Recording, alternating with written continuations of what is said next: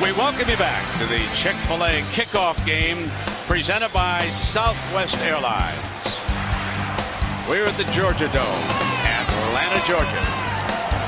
Alabama and Virginia Tech, two top 10 preseason teams. You can see how close Tuscaloosa is, less than 200 miles from Atlanta. Then 325 to the north. That's where Virginia Tech is. Nick Saban, his third season as the Bama head coach. And on the other side, Frank Beamer played at Virginia Tech and now in his 23rd season as their head coach. So we get ready for a moment, and they're going to rock the Georgia Dome, folks. So we're going to let the audio just bring it on in. They are locked and loaded.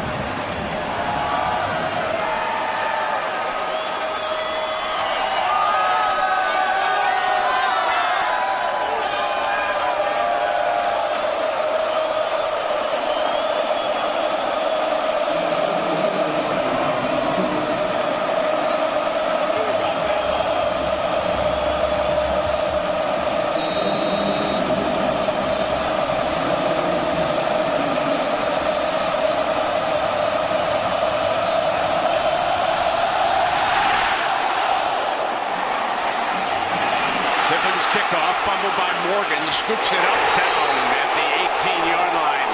And Kirk, we will see Tyrod Taylor here right away. Now, Tyrod Taylor, a lot of pressure on this young man to take over. Remember, the last couple of years, he and Sean Glennon have shared the duties under center, and now it is his team. The coaches feel he's ready to take that next step, and what a challenge for him. He's very athletic. We know he can run. We know he can throw. He's going up against one of the top defenses in the country. Let's see if he can settle down and make some plays. Ryan Williams, the starting tailback.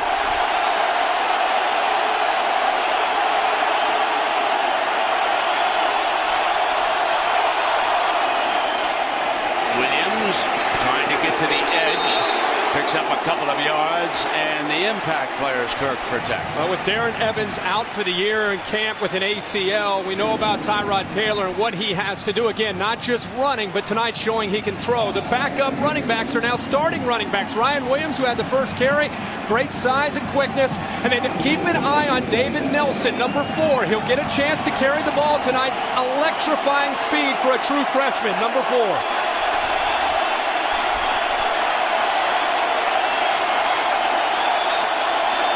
Second down, pulls it away on the option look as he brings one of his wide receivers to the outside. Danny Cole, number 19, on the end around. Last few years for Virginia Tech on this side of the football, and for the most part, it's been inconsistent. They've had a lot of youth on the offensive line. Last year, breaking in an entire new group of skill around the quarterbacks. They feel this year, Frank Beamer thinks they're going to settle down and have a little bit more of a potent offensive attack with Tyrod Taylor and company. Here comes your third down. Oglesby and Williams are alongside Taylor. And a timeout is called by Tyrod, first of the evening. And he immediately goes up and he's talking to his center, Bo Warren. Warren, of course, is giving away a lot of pounds to Cody, the big nose man. There was an incident involving a shooting of a defensive lineman at Alabama. And let us check in with Lisa Salters. I think, Dedrick's in uniform and ready to go. Lisa, what's the story down there? Well, Brent, I spoke to Brendan Dedrick before the game, and I said, how do you feel, big fella? And he said, I feel great. And that's really remarkable considering that just on Monday night, he was shot in a parking lot just off of campus. He and his girlfriend were getting out of a car when they were approached by a guy with a gun wearing a mask who said, give it up. Well, Dedrick didn't give it up, and there was a struggle. He was shot in his left forearm. The bullet went through his arm and went through his hip, and then out his inner thigh. It was described to me by Nick Saban just as a through and through, kind of like a puncture wound. Didn't hit any bones, didn't hit any arteries. He was medically cleared to play on late earlier in this week. His parents wanted him to play, and he wanted to play. Nick Saban, though, said that he struggled with the decision because of perception. He didn't want to look like he was being irresponsible. He said the kid's done all the right things. How could he say not to play? So he's going to be out here playing, Brett. And he will watch this 3rd and 2. The option inside shuttle pass. And Bama defense is right there with one of the great linebackers, McClain, who had a huge game against Clemson last year. That's what the Alabama defense is based on, the linebacker play. Lisa just talked about the defensive lineman who has shot Dederick. The entire defensive line tries to eat up the blocks and turn the linebackers McClain and Hightower loose to make plays, and that time they forced the 3 and out for Tyrod Taylor and the Hokies. Here's the story. Javier Arenas, 6 career touchdowns, and he returned 41 punts last year, averaging 15 yards a return. Now, Brent Bowden with his hands full against Arenas. Arenas, a true weapon here tonight. Trying to hang it up for his gunners to get down. On the move, Arenas fields it far side and is quickly forced out of bounds. So now it will be McElroy's turn. Well, here, maybe imagine how this young man feels from South Lake, Texas, Carroll High School. He replaced Chase Daniel in high school. Now he gets a chance to replace John Parker Wilson in Alabama. He has been on the bench as a backup quarterback. He's making his first career start. Sure, he has plenty of jitters. Let's see how Alabama tries to get him to just get into a rhythm and a groove within this football game. Mark Ingram, number 22, you look behind him. He's the starting. Ingram taking a direct snap. McElroy is up at the top of the screen.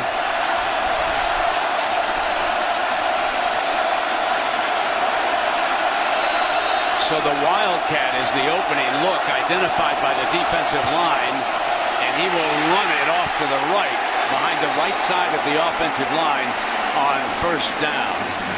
One of the things that they feel they have to do to slow down Bud Foster's defense is give them some looks that maybe they haven't prepared for the last 7 or 8 months. And I thought they might ease it in, but the very first play, the talented sophomore back taking the direct snap, Ingram, there's Julio Jones. Ingram keeps it and picks up a few yards. Just something for Virginia Tech to think about. And Julio was not jogging. He was coming at full speed. So we look for that down the road. Now McElroy throws for a first down, puts it into Jones's hands, and look at how big Julio Jones is as a sophomore. He was impressive last year as a freshman, but folks, he is so much broader. Look at him in the shoulders. And a great call by Coach McElwain, the offensive coordinator. Just a simple read, a quick throw.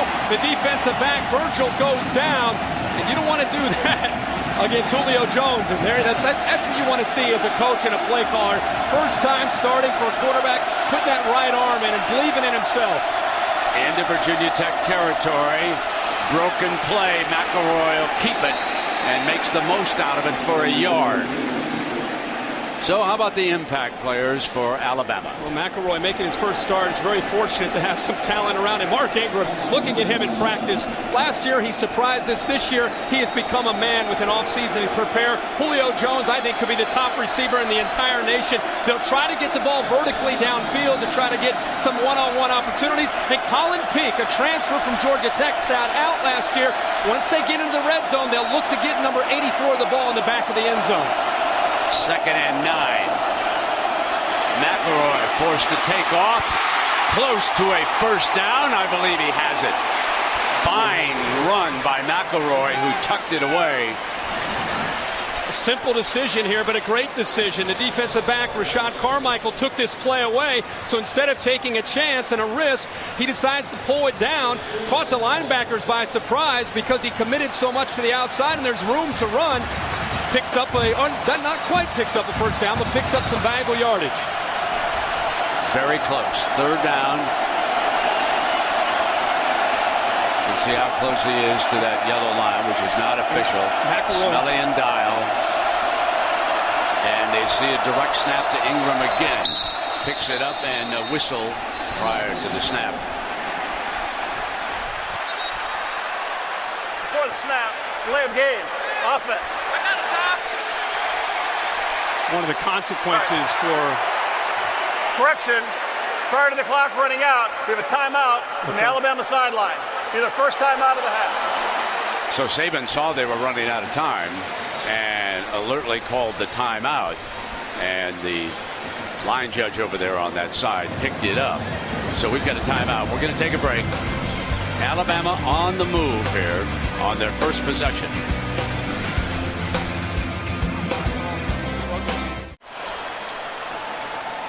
So the Wildcat formation has been used a couple of times, but now they come out without it, and Ingram is behind the lead blocker, McElroy. Third down and very short from the Hokie 31-yard line. Ingram tackled in the backfield by Bud Foster's aggressive D. Thrown for a loss for the first time tonight, and that was Nikos Brown hitting him first, number 47.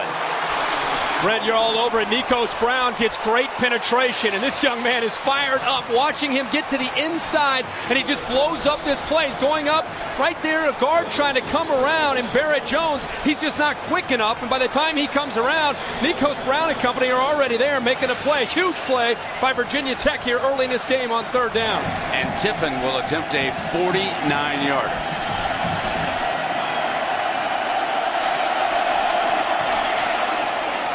Long enough, and the veteran Lee Tiffin puts the Tide up by 3.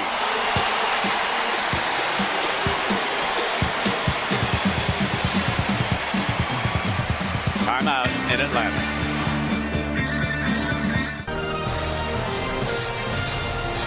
Well, here in Atlanta, Alabama strikes first with a field goal.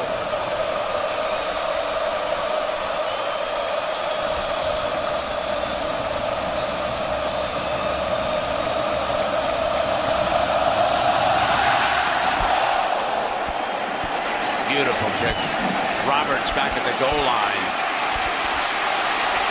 and he battles his way to the 21. Well, the NASCAR Sprint Cup Series right here in Atlanta begins Sunday at 7 Eastern on ESPN, presented by Pennzoil.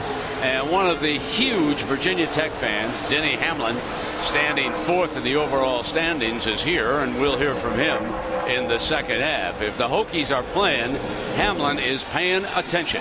And of course, there's only 2 more races in the NASCAR circuit before the chase begins. So it's shakedown time for drivers like Kyle Busch. They got to pick up some points. There's the big tight end Boone moving over to the right side of the Hokie formation. Tyrod Taylor gets good time, can't find a receiver downfield, and throws it away. Second down. But Herbie, 2 things stand out. There must have been great coverage downfield. I was watching Tyrod, but the offensive line was giving him time. Partner, we had the whole thing covered. I had the secondary covered. You had Tyrod Taylor. That's exactly what I was looking at. Young Mark Barron, who's a sophomore, making a start for Rashad Johnson, who was so valuable to this defense a year ago, took away Greg Boone, who was trying to go vertical. And right away, Tyrod Taylor tried to come off of him and make something happen. But this defense is too fast. You got to make quick decisions. They're going to damage showing blitz, and Tyrod Taylor's thinking about moving Greg Boone over, but elects not to. Got 3 on the play clock. Got to burn it. Wow.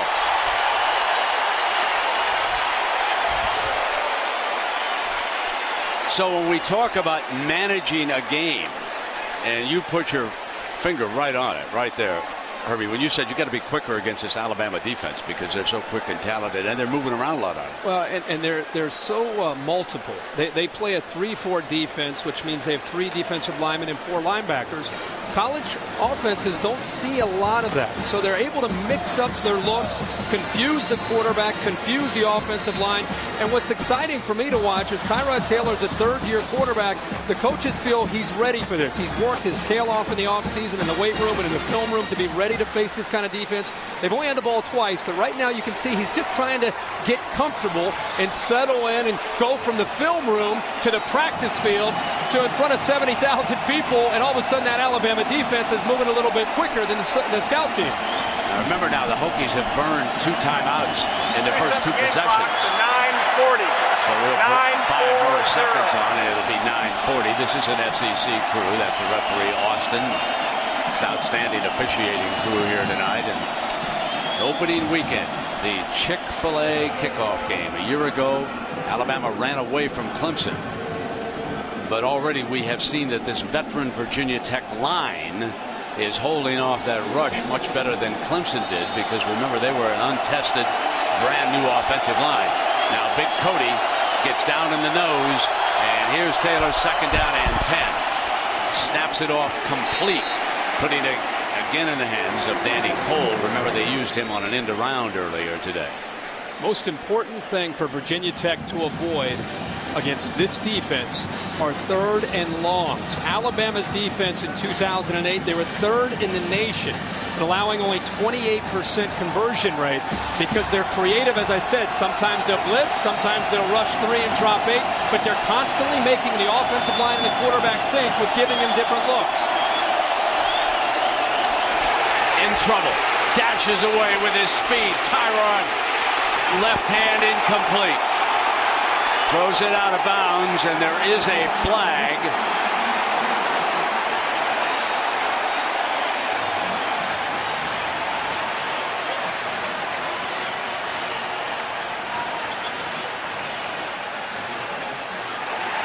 Illegal pass, grounding.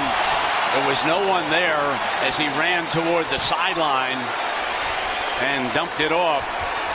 Intentional grounding, number 5 of the offense. Lost him down to the spot of the foul. 4th down. Brent, this is exactly what I'm talking about, with some confusion up front on the offensive line. Watch the left guard and the left tackle. Penetration will come right here. It's just poor communication. You see the left guard, Sergio Render, he doesn't have anybody to block. He came down instead of going out to be able to pick up the blitzer, Eric Anders. Arenas is back again, and he figures to give Alabama excellent field position. The Hokies are punting, shadow of their own end zone. Checking the gunners, fields it at the 39, looks for an alley into Virginia Tech territory. They'll play with half a field. What a weapon.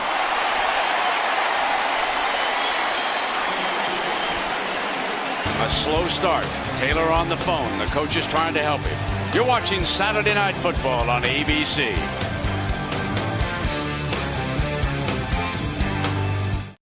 All right, Matt, and here the crowd, Herbie, is starting to settle in, and a little bit of unease over there on the Virginia Tech side, on that far side.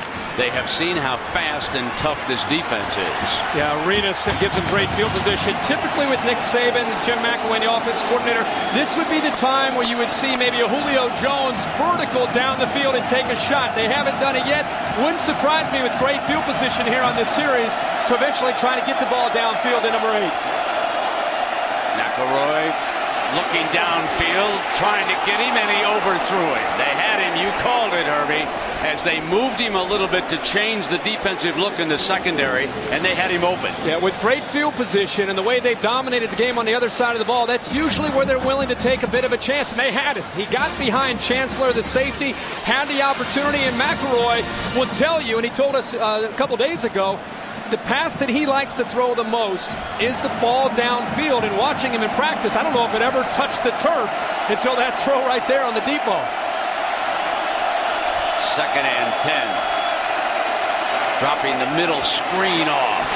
And up into it, and a penalty flag comes flying. Going to get a holding call on the junior college left tackle, James Carpenter.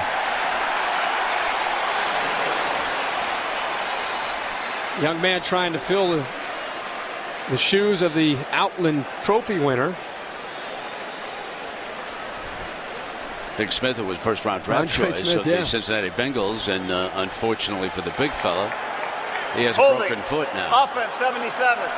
10-yard penalty for the previous spot. Repeat 2nd down. You know, that's one of the questions about this offense.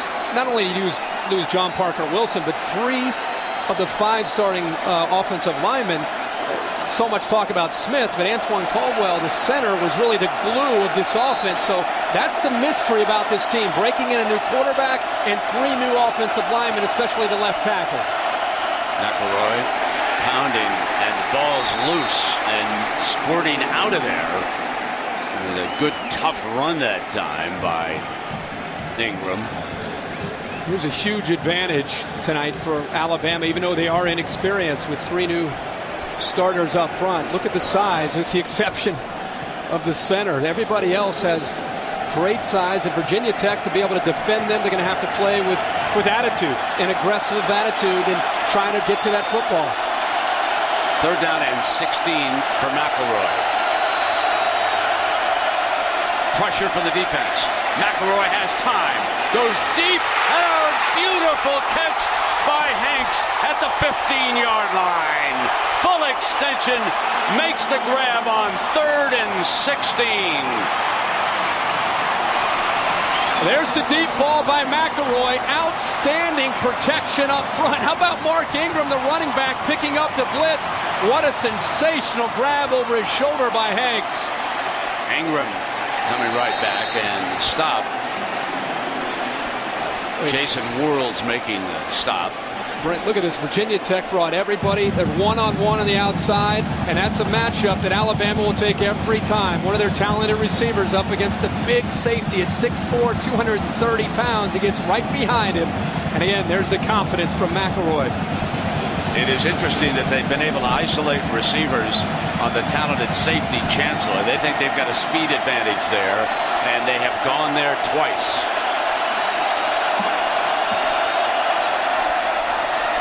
McElroy gets time, fires end zone, incomplete. And that time it was Mays, number 4, was breaking toward the back of the end zone. Remember now that the quarterback McElroy, back at Carroll High School, back in Texas, he replaced the legendary high school quarterback at the time, Chase Daniel. What did he do? He led Carroll to a 5A championship. He beat Katy, Texas. And in that title game, that's the last time that McElroy would have started. He was headed for one of the Texas schools, but he came over here, tasted the tradition at Alabama. He was sold on it, and here he is tonight.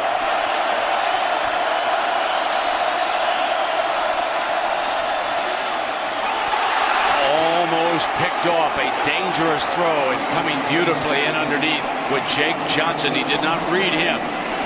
But last time on 3rd down, Virginia Tech went with an all-out blitz and left themselves isolated man-to-man. This time they sit back in zone. And how about Jake Johnson simply reading the eyes of the quarterback? It led him right out to Julio Jones. And I actually think that was predetermined by Bud Foster, getting 2 defenders, 1 in front and 1 behind Julio Jones on 3rd down. Fitzgerald to hold for Tiffin. Made the 49-yarder. He'll attempt to add the 34-yarder, which he does.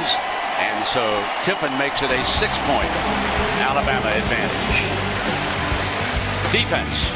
That's what a lot of the experts said this would be, and that's what we're seeing so far.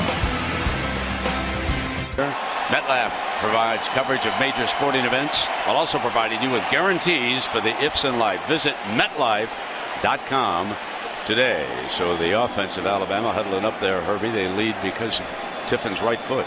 Well, Virginia Tech pretty fortunate their defense has buckled down and forced the field goals to stay in this football game. There's Bud Foster, one of the top defensive coordinators in college football over the years, keeping his team in this game and trying to give Tyrod Taylor and the offense a little time to just settle down and try to win the battle on the line of scrimmage. Busy right leg. And a good one. Fielded at the 3 by Roberts again. Looks for crease on the left side. 35, 40, 45. Look out. Foot race. Battles him with a stiff arm. Touchdown on the kickoff. Roberts, 98 yards. We're tied pending the extra point. How about that stiff arm as he came down toward the red zone?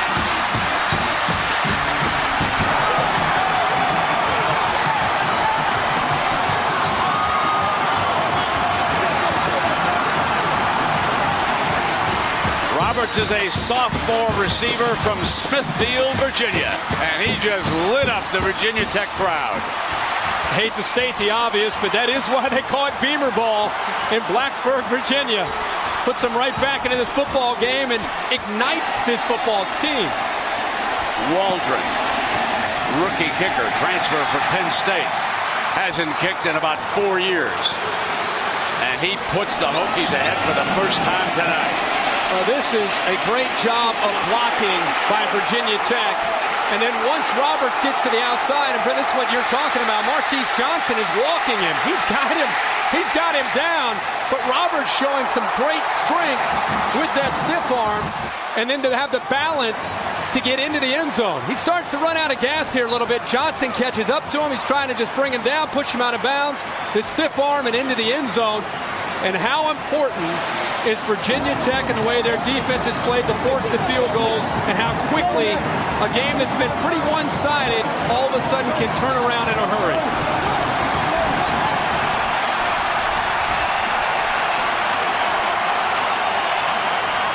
The emotions, how they swing in a game like this.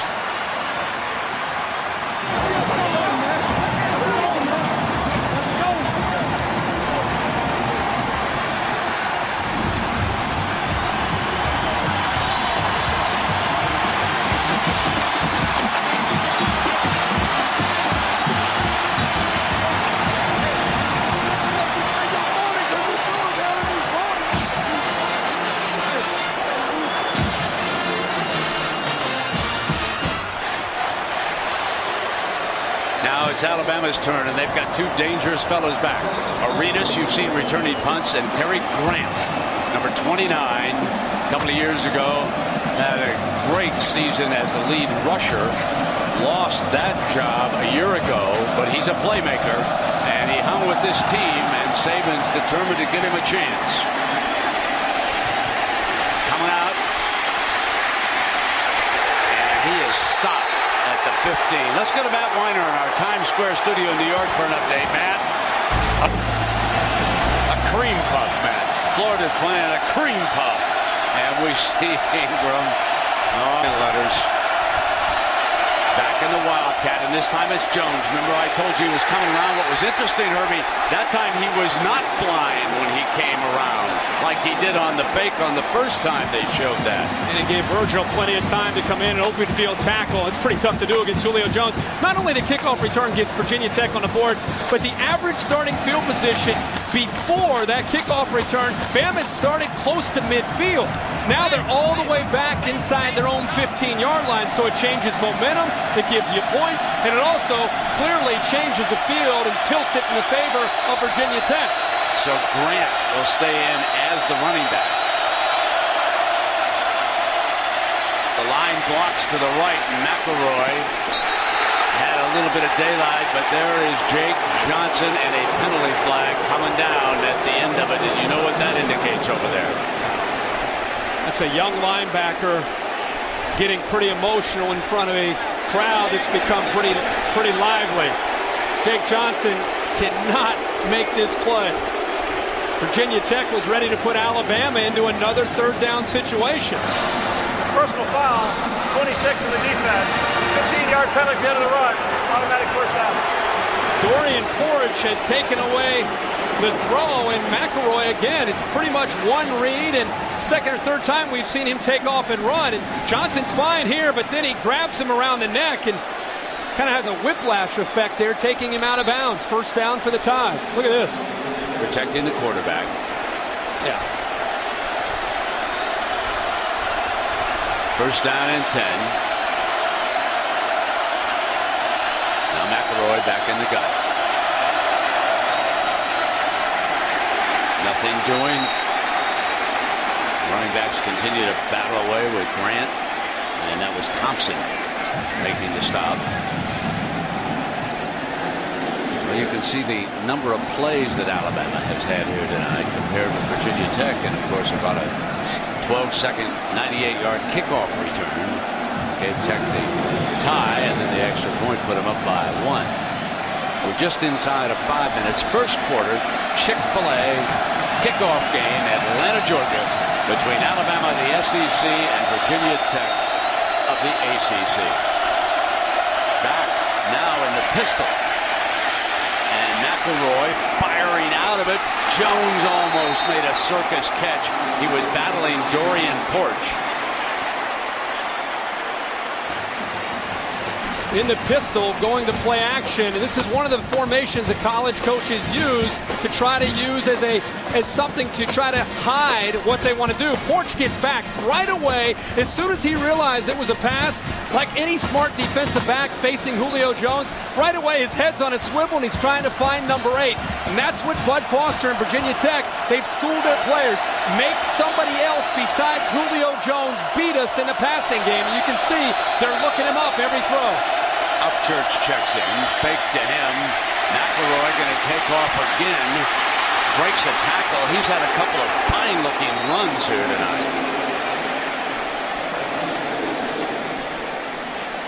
Chancellor making the stop.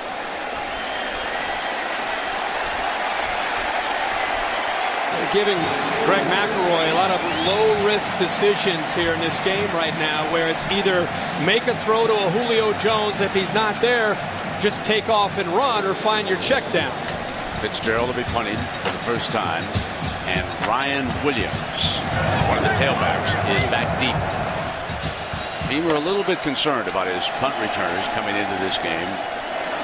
And a timeout, and that would exhaust the Virginia Tech timeouts. That's all three.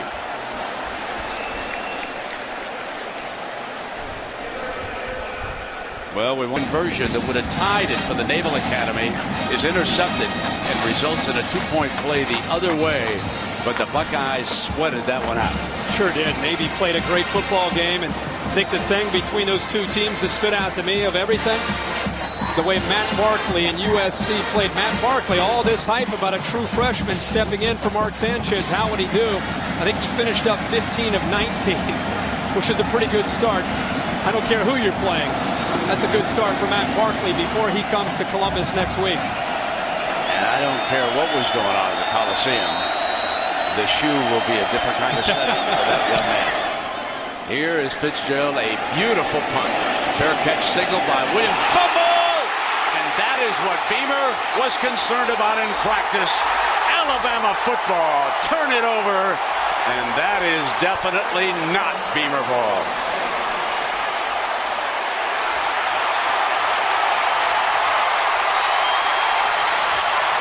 As you said, this is something you just don't expect to see. And Ryan Williams doesn't catch the football with his hands. He lets the ball get through his hands, can come off his pads, and he just lost his concentration, Brent. I think he looked down. He might have peeked down and saw Alabama coming downfield. The long snapper, Brian Selman. How many times have we seen them come down the field uncovered? He recovers the punt, gives McElroy and the Tide excellent striking position at the Hokie 16-yard line on the turnover. Terry Grant, the junior, has checked in to the football game in the backfield, and a lot of times they like to throw the football to him, even out of the backfield, sometimes lined up as a wide receiver. Hank's a motion receiver. Terry Johnson couldn't get to him, and he gains about a yard. So Grant looking for the edge. Johnson was coming from behind, and Chris Hill, along with Jason Worrells, makes that stop.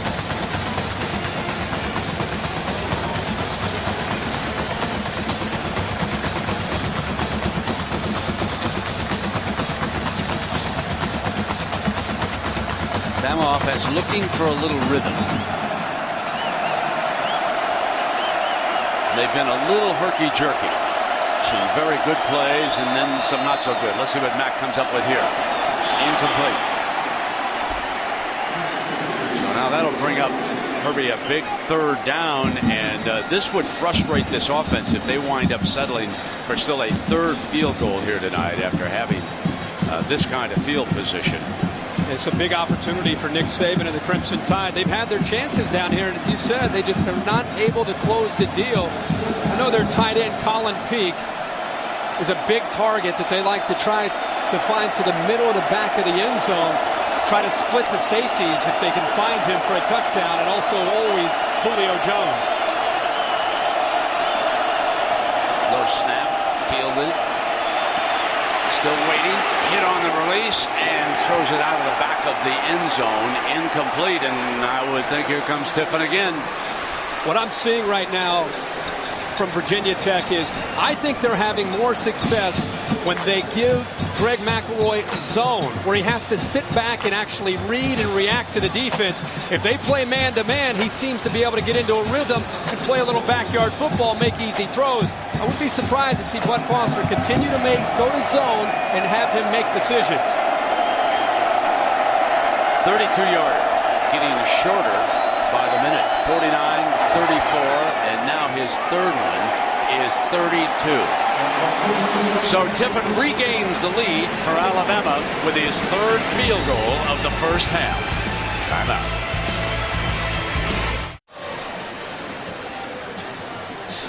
You know, it's interesting, Herbie, when you analyze a game prior to the start of it, frequently we're dead wrong. But this time, dead right. But we said tough defensive game, looking for mistakes, and kicking game could really be huge tonight. Yeah, and it has been for both teams. I mean, imagine this. You almost get midway through, not midway, almost towards the end of the first quarter. You don't have a first down, and you're only down 9-7. I mean, you're not moving the football at all at this point, the first few possessions. And because of that big return, that's how important that return was for Virginia Tech. And we will see how they defend the young man this time. When they, I dare say that the special teams coaches for Alabama would have had a little huddle down there. Yeah. There's no way. There's no way they can allow 11 Roberts to take this one back. But we'll see. This will be interesting to see if they kick to him.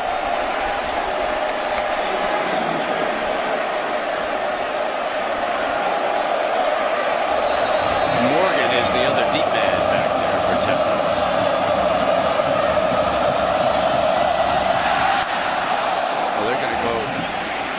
Fielded at the 10 by Morgan on that right side, and he picks his way back to the 25-yard line. Well, no NFL football, West, don't you think? Almost just by showing up. Yes. I think they have to run Tyrod Taylor more. I know they wanted to show that he can throw, but use his feet to be able to run and make plays. This time he completes the pass in underneath, and that's Danny Cole again. And Danny Cole has become his favorite target in practice. Picked up a first down. First one of the night. Yeah, first one of the night. Talking with their coaches and listening to Tyrod Taylor, he's so anxious to show people that he can throw the football.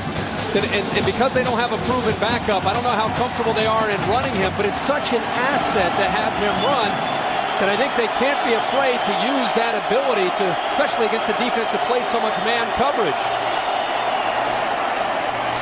Inside handoff, and Crimson Tide ready for it as Ryan Williams gets the call, and Eric Enders makes the stop. Talk to any defensive coordinator in the country with the spread formation spreading throughout the country. The one thing that they just cannot stand is a quarterback who's mobile, as Ryan Williams. Look at the little gimpy there going off. But a quarterback who can hurt you running and throwing is their worst nightmare.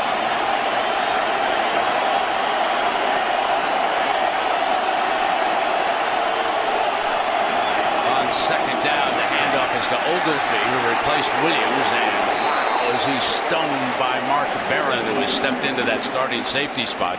Fine special teams player last year, but now they're counting on him in the secondary, Herbie. Yep, Mark Barron is going to have to be able to do this a lot for this Alabama defense. Hightower just not quite getting there, and that is for Alabama fans at home watching. They're excited to see Mark Barron out of Mobile, Alabama, step up right there. Great tackle, come up and knock down that running back Oglesby. We saw Brandon Dederick, who, remember, he was shot in a boarded robbery attempt last Monday out on the field back at that tackle spot.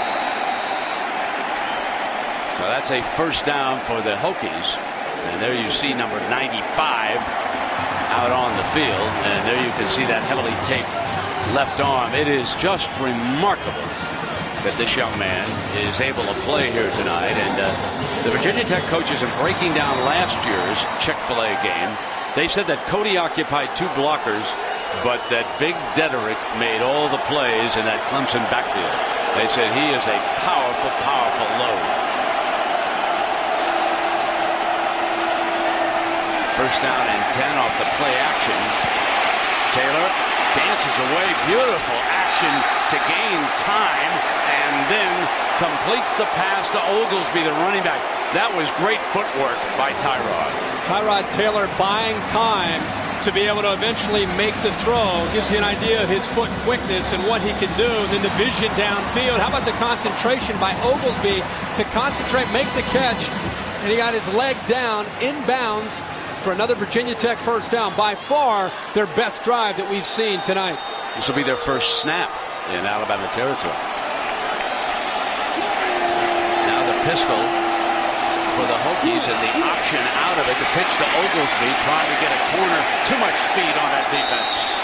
Alabama just closed off that corner. When the linebackers are kept clean, they can come over there. Hightower and Anders were right there, along with Woodall, the safety. Well, with a slow developing play like this, you've got to get great perimeter blocking by your wide receivers. And Boykin is trying to take on Woodall, an experienced physical safety, number 27, and he went right through the receiver Boykin to be able to make that play.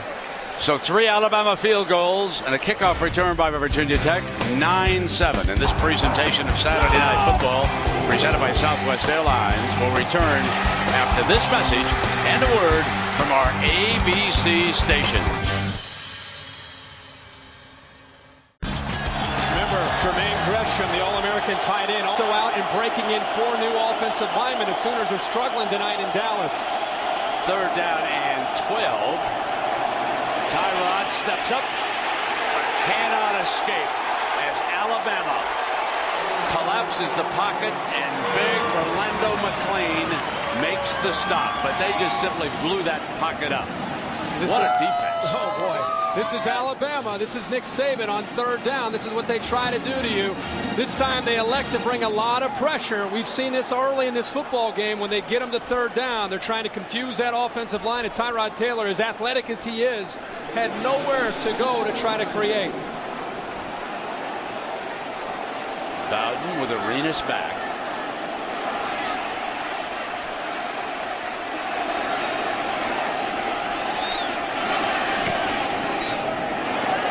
Beautiful punt that is. But a little too far. Talk about hang time. But it'll come out on the 20-yard line. We'll take a break.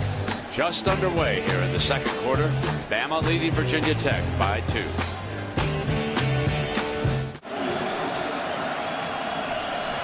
Ingram back in as the Alabama tailback here on 1st and 10. 14:03. They'll be coming out from the 20-yard line.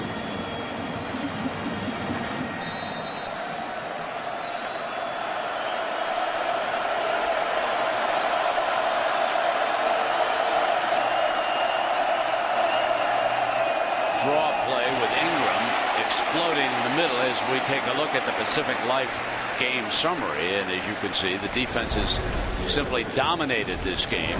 The difference, if you will, was the fumbled punt return by Virginia Tech. That led to the 3rd Crimson Tide field goal, and Tech's only score that 98-yard kickoff return by Roberts. So here we go now, 2nd down. Gets away from Ingram, and he just dives on the ball at the 15, and it's going to be 3rd and long. That's the one thing you have to worry about when you put in some plays that you haven't run in the past. And this is going to work out for Alabama's offense, but you've got a running back there taking a direct snap. You got your left guard, Mike Johnson, pulling around, and you get a bad snap by the center that time, Vlahos. And now you're in 3rd and long. Vlahos has snapped a couple of them low that have been fielded, but that time Ingram could not come up with it. McElroy, though, has been able to reach down and grab a couple. Now he takes a direct snap that's on the money. Buying time and out of bounds on the Alabama sideline. Virginia Tech doing a good job of taking Julio Jones out of this football game, especially on 3rd down, and forcing McElroy to look for somebody else to be able to convert. And that right now, that's working out very well for them as they forced Alabama into 6 3rd downs, and they're only 1 of 6. Now, Virginia Tech changes return men. They'll go to Hosley, and he is a freshman from Delray Beach, Florida. It's down the East Coast. Down south, not too far from West Palm Beach. They'll try his hands. Fitzgerald hangs it. Fields it at the 31-yard line. Looks for a corner. Now back to the middle. A beautiful return by the young man to the 42. We'll see more of him. Fitzgerald, the punter, makes the stop on the freshman. We'll take a break. Can the Virginia Tech offense move against this Bama defense? This kickoff game become extremely popular in the 2 years they've had it here. Now Tyrod off a play fake, shakes a defender, going to go deep down the sideline. He had a man in the middle of the field that he could have come back to, though, and instead he tried to pick up Roberts, the burner. This Alabama defense, I think when the dust settles in December and we look back, I think we're going to be looking in the opening weekend at one of the top 2 or 3 defenses in all of college football. Remember last year they were a top 5 type of defense. Remember how they finished the year? Tim Tebow in Florida beat them, put a lot of points up in the SEC title. Utah embarrassed them, and the coaches have been using that as motivation. Hey guys, you're a great defense, but the last 2 games we're 0-2 and you've given up 62 points. That's 31 a game. Second down and 10. And cutting back to the other side is Ryan Williams back on the field.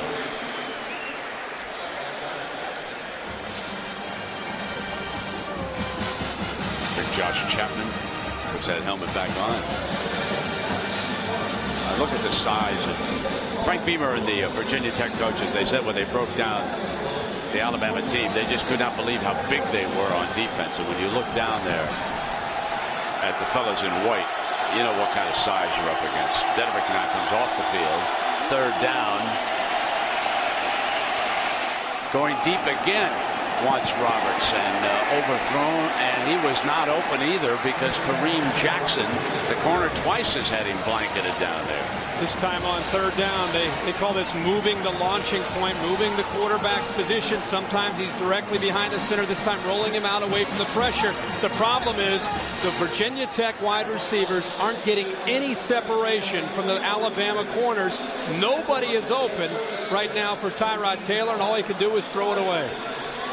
And the thing we must point out about this Bama defense, they are not allowing Tyrod to hurt them at all with his feet. He has not been able to take off and haul it downfield against this defense.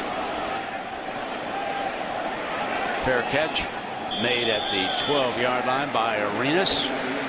Well, as you know, Crimson Tide fans, they've won 12 national championships.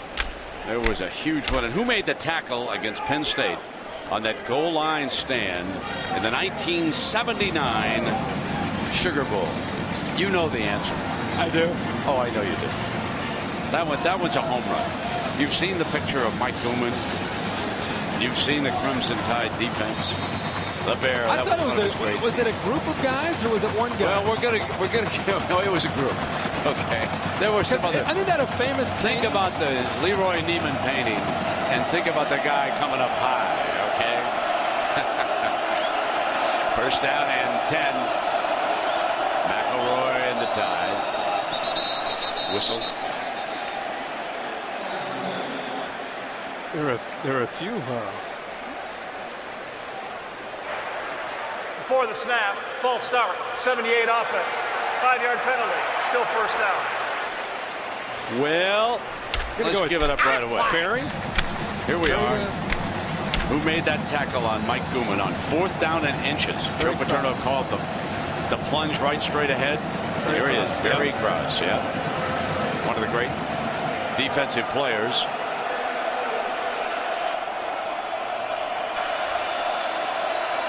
I'll get you next week. Okay. It doesn't matter what direction you go next week. Roy Upchurch is the back.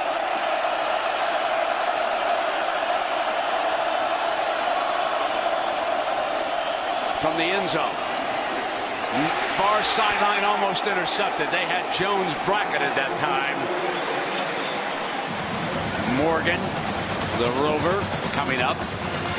Well, you have Morgan following him, trailing him. They realize, hey, they're going to throw in a curl or an outcut. If it comes underneath, Morgan has to make the play, and he uses his size that time to go up and make a play to keep it away from Julio Jones. And you can see the corner, Virgil, in the back behind Julio.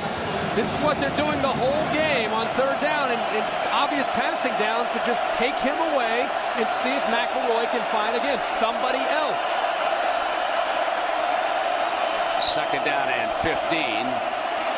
McElroy just takes off out to the 14-yard line.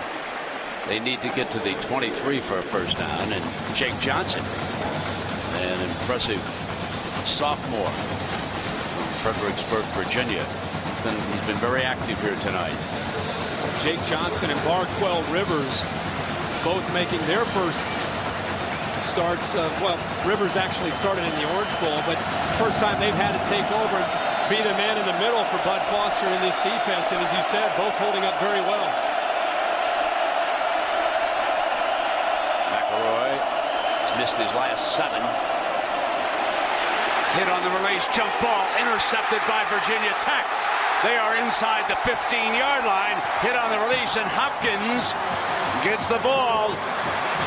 Hopkins makes it, but it was worlds, and he is all world off that defensive end spot. He's a playmaker. This is the risk when you go empty without a tight end.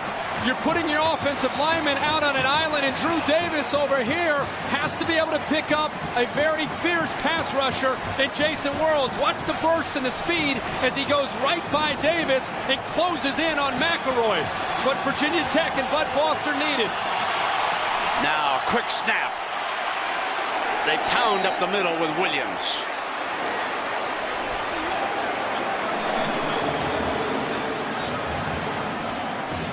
Ball is at the 11-yard line. So they pick up almost 4 yards on that. It's a Virginia Tech offense, Brent, that struggled mightily in the red zone with very predictable play calling when Tyrod Taylor was in. I think it was 111 snaps and 101 runs. Let's see if they can learn from that and play better in this area. Keeping it on the ground with Williams, and he crosses the 10 to about the 9.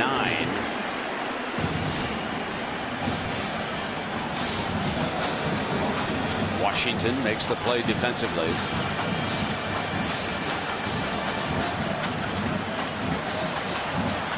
There's the stat, and I think they scored touchdowns 63% of the time last year. Is 108th in the nation, one of the worst. True freshman is checked in, David Wilson, who has electrifying speed off to the left to Tyrod Taylor. So there's the young man right next to the quarterback. Third down and 5.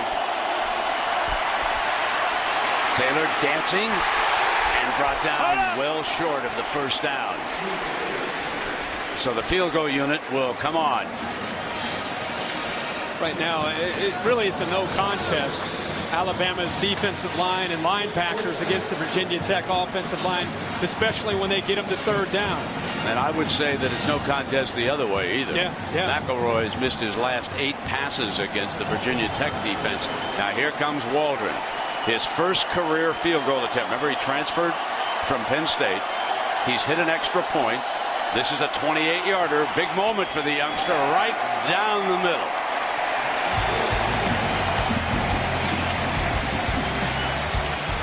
Virginia Tech regains the lead. Seesaw in Atlanta. You're watching Saturday Night Football on ABC.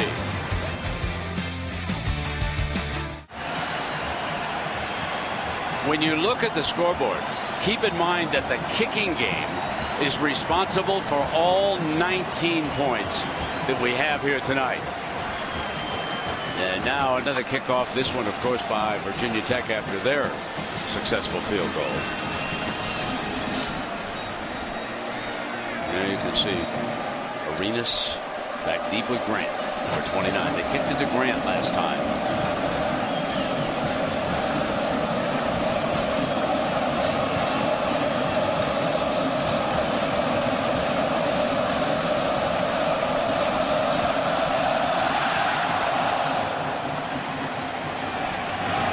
This time they're going to let Arenas bring it back. Stopped at the 23-yard line. There was another reason why we asked you that trivia question about who made that tackle on Mike Newman, because there is Barry Krause, and he is a member of the Alabama radio team. He works the sideline. Fellow looks like he can still play a little bit now. Put Look him at in that. There's the photograph. Newman coming up over the top in 77 is big Barry Krause. Marty Lyons was also a member of that Bear Bryant football team. One of 12 national championships won by Alabama. 8.5 now for McElroy, who's back in the pistol, and they'll take a look at that. Off the play action, the jump pass is incomplete.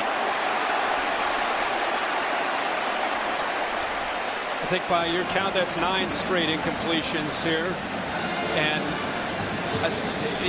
it's very easy to be up here or to watch on TV and think, boy, why just make an easy throw. But I think right now he's in a bit of a fog here, because his favorite target is not there, and he's having a hard time coming off of Julio Jones and finding that second option or third option.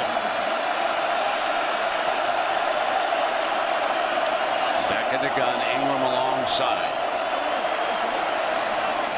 Fires in underneath, and just short of a first down, Marquise Mays. Well, if you can get the ball into Mays' hands a few times, that bracket might loosen up a little bit for Jones. His tremendous quickness. And I think it's just a matter of settling and just getting confident in the players around you. Colin Peake can make plays. Hanks, remember the catch he made behind man coverage earlier in the game? They've got some people that can make some plays. Here comes the Wildcat again on 3rd down and 1. For the first down. Battering right straight ahead.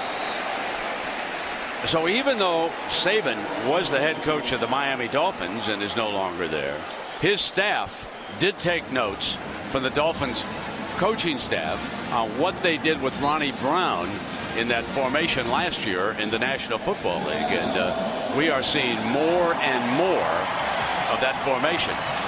Arkansas certainly had a hand in its development when McFarland was running for Coach Nutt there before he moved along to Mississippi, and McFarland went to the National Football League. Now the handoff to Ingram, and Ingram has a little daylight. Outstanding run, breaks a couple of tackles, and crosses midfield. Best run of the night. 14 yards for Ingram.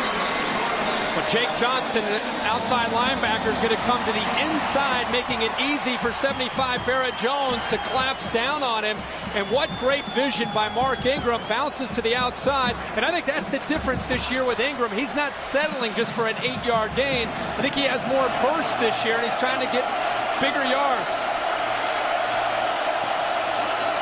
Draw play with him, and the right side was open, but it closed quickly that time. And Virgil moved up hard. Stephon Virgil moving from the field corner now closer to the boundary. Boundary corner is just the corner to the near side for the Virginia Tech defense. And the last 4 corners to play near the boundary, all 4 have been All-Americans. So Virgil with some big shoes to fill. Last year was Macho Harris.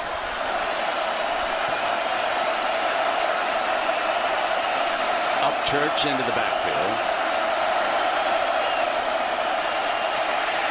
McElroy runs into the teeth of Mr. Worlds. That's who brought the pressure.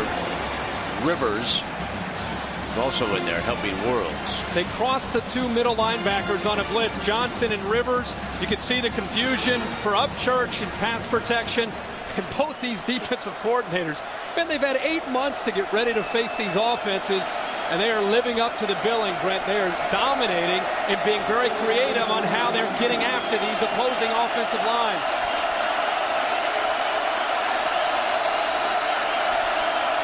Here's 3rd and 12.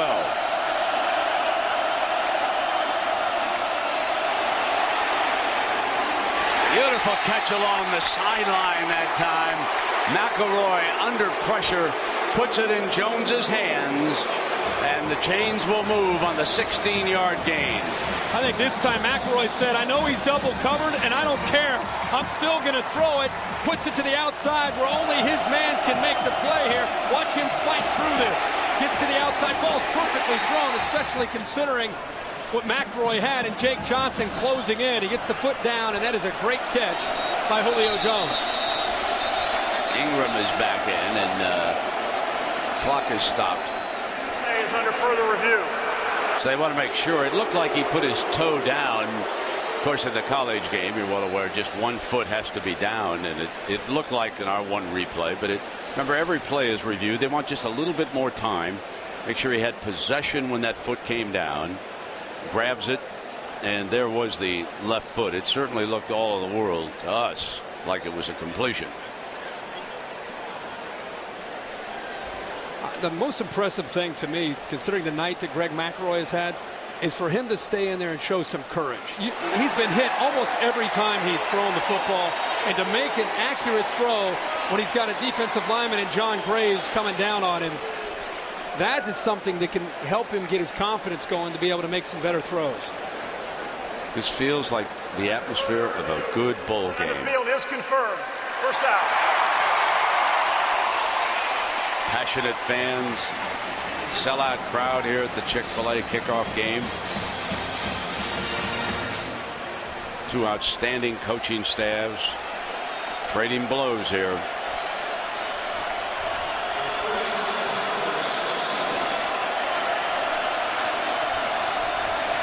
Lining him up in a wildcat again with McElroy stepping to the outside.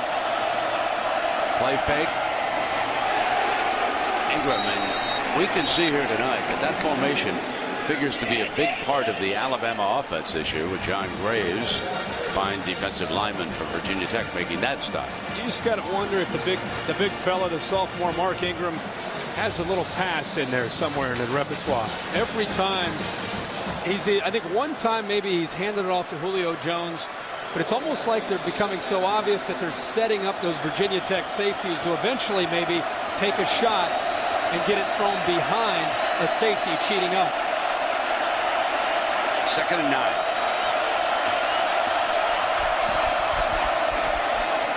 McElroy, what a great grab by Jones. A major league catch and a first down for the Tide.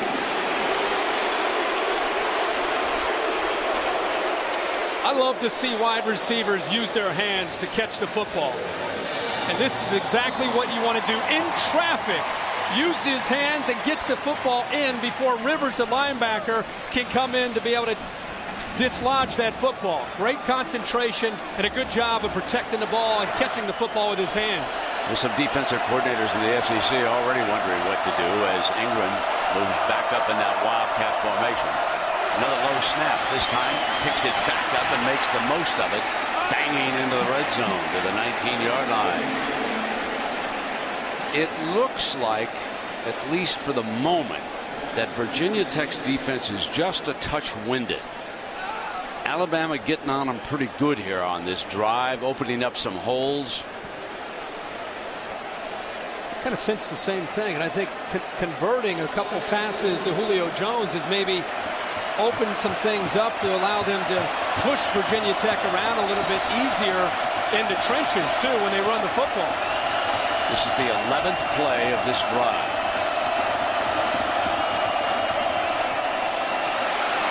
Handoff. Touchdown, Upchurch.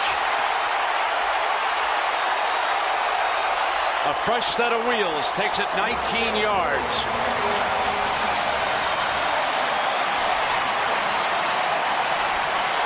Our first offensive touchdown of this football game. An impressive drive by the Tide.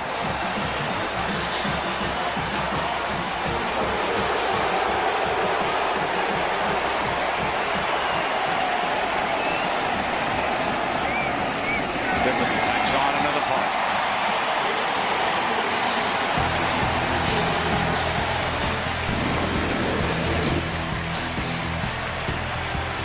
So Alabama regains the lead on the Upchurch touchdown. Tough run.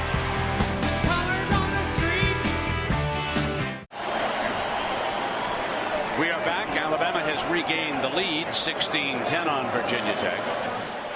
Brett, you always hear zone blocking, and this is a great illustration from Alabama about zone blocking. Mike Johnson with a great block. Vlahos will push Jake Johnson, and then the vision here by Upchurch to make the read and then get upfield. And by the way, he could have gone to the corner, but no. He wanted a piece of Dorian Porch, the safety. Could have gone to the corner, but lowers the shoulder and goes right through him into the end zone. Here comes Roberts again. This time he is wrestled out of bounds and a penalty flag comes down.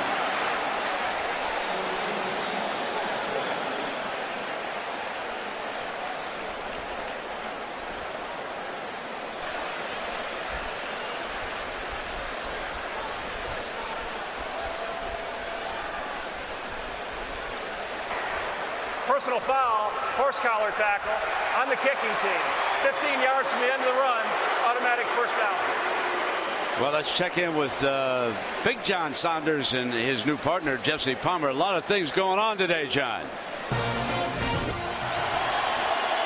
Thank you, John. It is 1st and 10 for a struggling Virginia Tech offense.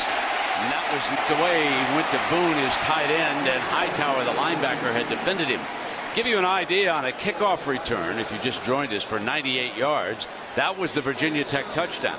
Overall, their offense has accounted for only 37 yards here tonight from scrimmage. So this Alabama defense has really dominated the Virginia Tech offense.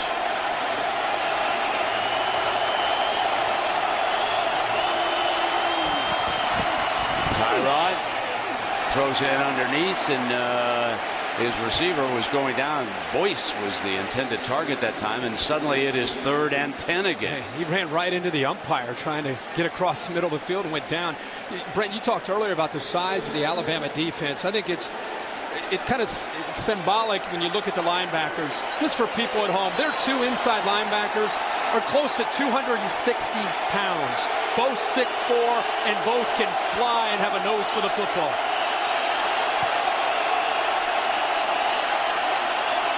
Trying to get heat on Tyrod, and they did, forcing a quick throw, and there was Johnson, and a penalty flag does come flying on this one. Looks like they're going to get Marquise Johnson coming over the back there. Pass interference, defense number 24. This could be close. Spot of the foul, automatic first down.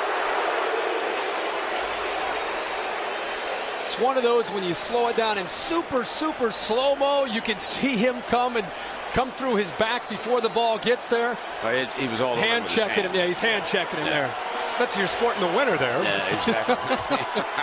And Stevie Lavin breaking it down. Down at 10. Got him on the sideline, got him wide open. Inside the 5, Ryan Williams, the running back, for 43 yards, slips out. Busted coverage by Bama. And McClain not happy about this busted coverage by Johnson. Well, Marquise Johnson has the interference, and then he gets lost. You're going to see him sneak out on a wheel route right down the sidelines. Watch the defensive back right here. Confusion. He doesn't know whether he should go to the middle of the field or stay to the outside. Johnson back-to-back plays, and Nick Saban's getting him out of the football game. Remember now, Virginia Tech, and you can see the coaching staff coaching up the young man. You hate to pile on, but Marquise Johnson is the young man who struggled last year late in the year for this Alabama defense against Utah and against Florida when they gave up some passing yards.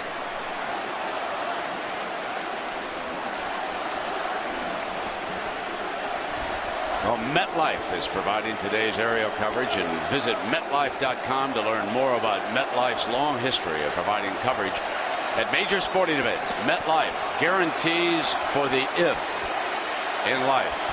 2.5 minutes to go. A 1st and goal for Virginia Tech. We all know about the struggling problems that Taylor has had in the red zone. Talked about it earlier. The one thing they're going to want to try to do is to get the young man out in space. Alabama has different ideas.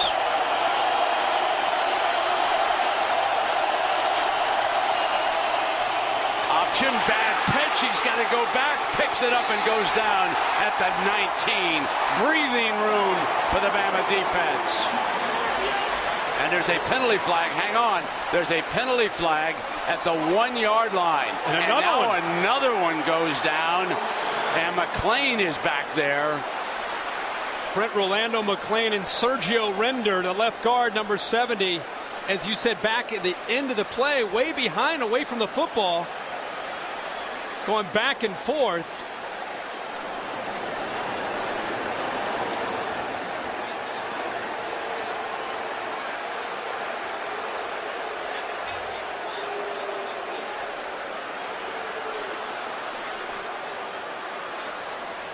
And the second flag came down later. Let's remember that.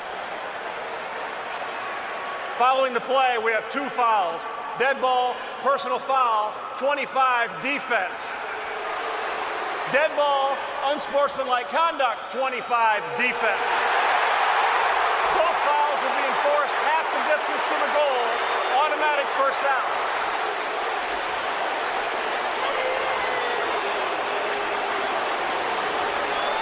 The play, 97, Washington actually gets a hand on the ball there, Brent. Not just closes down, but gets a hand on the ball. Taylor fortunate to recover it. But Rolando McClain, the leader, the heart and soul of the Alabama defense, makes 2 mental errors and loses his composure.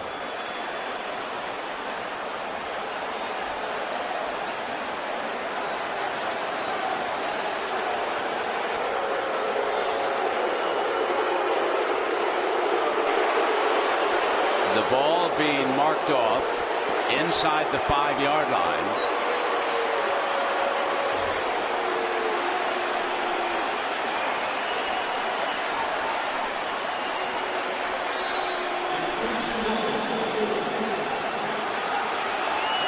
And another first and goal coming up with Ryan Williams, the tailback. The handoff to Williams. Williams middle, battling toward the goal line, down just short of it. It'll be second down and goal. They run this straight ISO with Williams. They got a push there by the Virginia Tech offensive line. Pretty good surge. You have to be able to get to the second level, up to the linebackers, McClain and Hightower. Otherwise, they'll make every play. That time, the guards were able to get up to that second level to give Williams a little bit of room to work. Taylor keeps it himself and is met. And somewhat ironic that we talked about Alabama's great goal line stand against Penn State way back in the day, and now under Nick Saban, they're trying to put forth a more modern day goal line stand. Third and goal coming up. Remember, Virginia Tech burned a lot of timeouts early with some confusion, so really they don't have any time to sit around and think about what might be the best play. Third and goal. Here is Williams, end zone, touchdown.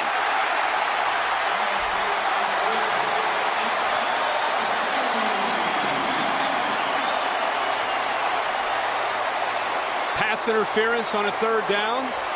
Broken coverage. And Rolando McClain, 2 mental errors on 1 play after a big loss by Virginia Tech on that option play. Virginia Tech scored, but give an assist to the Alabama defense.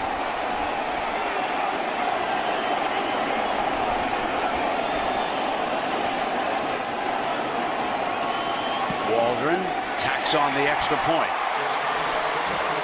A minute to go, and it's Virginia Tech. Let's go back to that play that turned this drive completely around. Beautiful defensive effort. Forced Virginia Tech back to the 19, but now the penalty, upper left. It's going to be right up in this area, right there. Oh, yeah, you can't do that. Play's over. Well, then there's another one coming here. I think he must say something. Don't you think he says something to the official? Yeah, well, he won't stop. He won't stop. He continues to be aggressive. Now he's pushing an official. He's lucky that he's still on the field after that. Sure is. Can't touch the officials. This isn't practice. with the assistant coach trying to hold you back. And then Williams dives for the touchdown. But think about that, Brent. The mental errors there where McClain just loses his cool. The pass interference, the broken coverage. There was Saban back with McClain saying you just cannot afford to lose your composure in a situation like that. All right, here we go now. Minute left in a game that has gone back and forth and back and forth. Virginia Tech of the ACC, very important for the conference.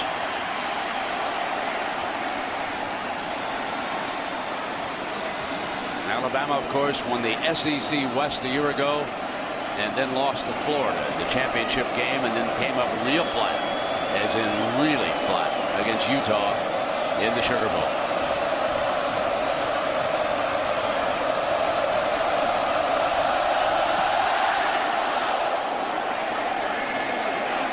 Fielded at the goal line by Arenas again.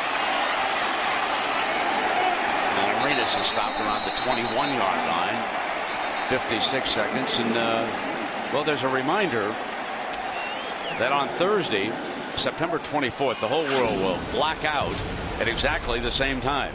Everyone will see a flash of their own future, and mankind will take on the greatest mystery it's ever faced. ABC's new series, Flash Forward, will premiere at 8, 7 Central on ABC.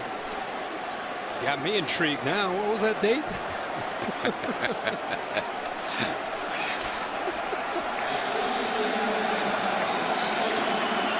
One-point game. Greg McElroy. He's 5 of 15 for 84 yards. Upchurch is the running back. Last time he touched it, he reeled off a touchdown, and he's battling for another one. Midfield. And he's just hunting down defensive players. Banged one into the end zone, and this time he crushes another one. Cody Grimm, I don't think Cody Grimm, thankfully, is getting up, but boy, Upchurch is trying to show his coaches, I want to rock. I want to carry the football. He cuts back. He's not even trying to get around Grimm. He's looking for Grimm, and Grimm is now checking out of the game. How about the power here by Roy Upchurch?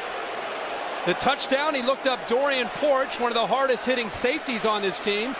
And now it looked like Alabama's maybe trying to kill the clock. They pick up a big game, and now they're thinking field goal with one timeout left. 36 yards with Grimm on the sideline. And the throw in underneath to the tight end Peak. That's the first time tonight that he's gone to the tight end, and they've got 35 seconds, and they got a great leg in Tiffin. They've got timeouts. They can regain the lead yet again. Looks like they're going to call maybe a measurement here.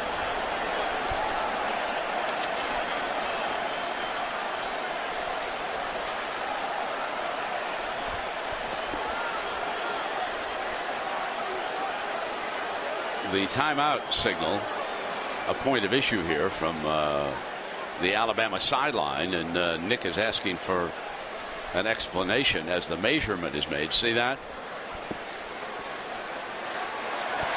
And they have the first down. 35 seconds. So certainly they are moving toward a Tiffin attempt here. I don't think there's any question about that, with Ingram checking back into the backfield. He's kicked a 49er, 34, and a 32. Still has a timeout left. This is Ingram. Now this time it's contagious. Upchurch lit a fire with these running backs.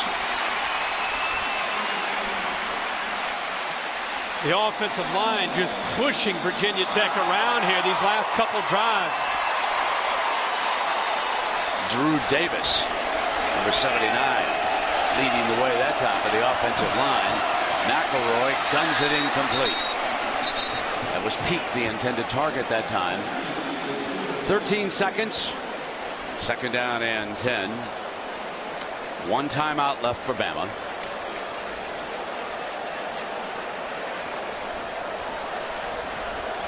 The most obvious thing, if they still are going to throw the football for a quarterback making his first career start, is just you can't take a sack. And Virginia Tech's put a lot of pressure on him. But right now, all of a sudden, Greg McElroy seems to be in a little bit of a groove and playing with some confidence as he's starting to spread the football around. Starting to bring it in underneath. I think got his tight end involved, and he sees something. Here comes the pressure. Throwing against it for the end zone. Incomplete. Jones the target. Carmichael was back deep. And Tiffin will trot out.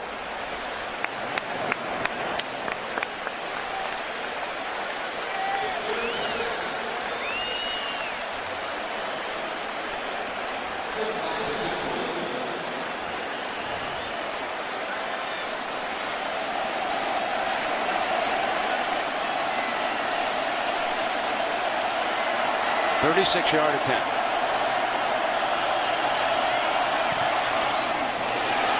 Pulls that one. No good. From the right hash, Tiffin misses.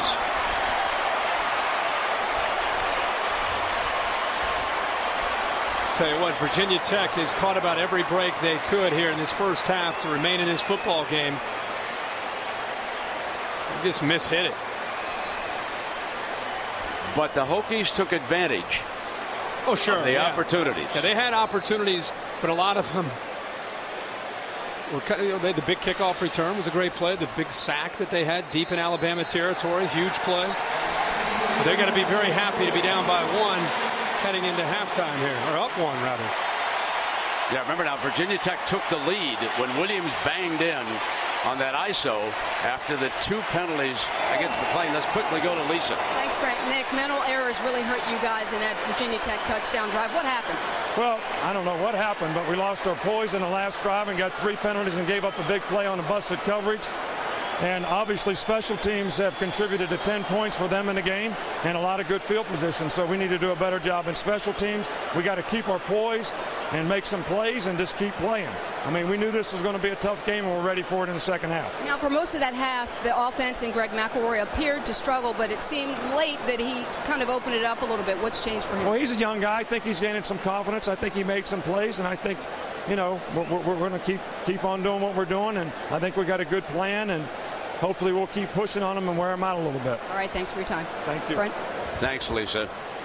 1-point game, 17-16. Virginia Tech leads it. So let's send it to Times Square now. Here's John Saunders and Jesse Palmer for the Bud Light halftime report. John? Arenas, you saw him back deep.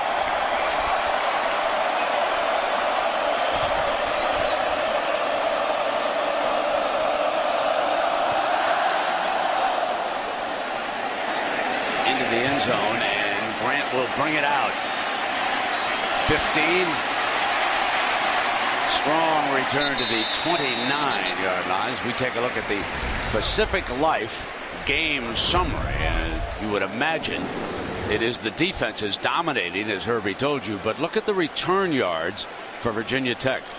183, and of course that includes the 98-yard kickoff return for a touchdown.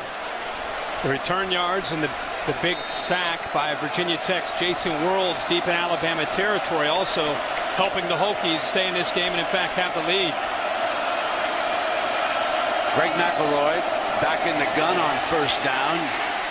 On the release is able to complete it to Ingram, who keeps going for a first down.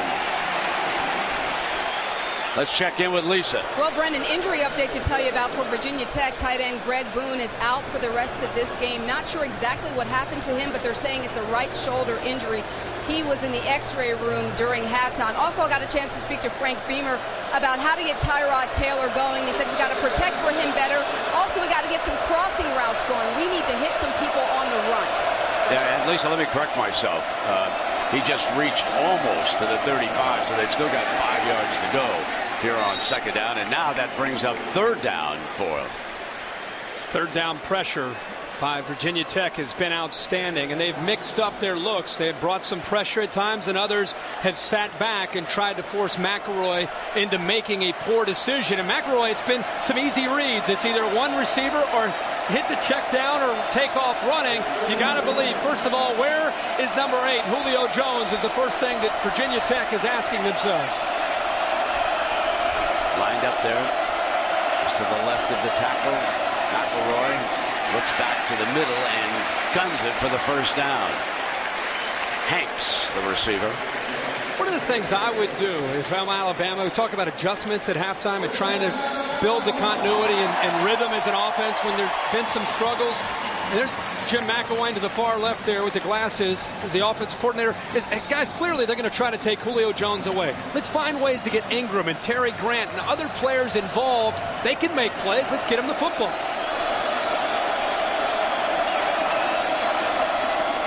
On first down, Ingram. And he is stopped by Morgan. Number 2. Bringing the heat that time.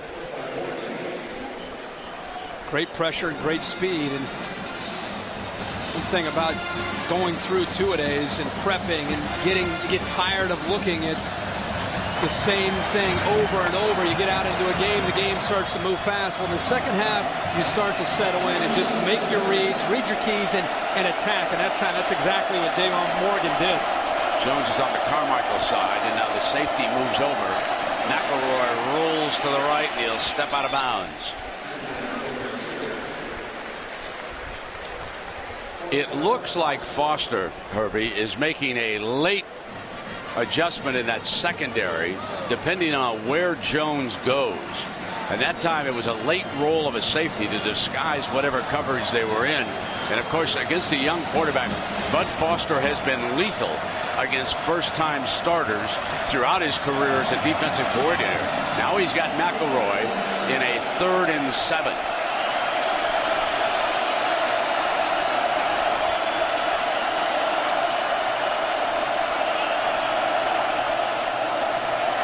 Offensive line gives him time, guns it for the first down, and a big hit delivered by Rivers. But it's still a first down for Bama.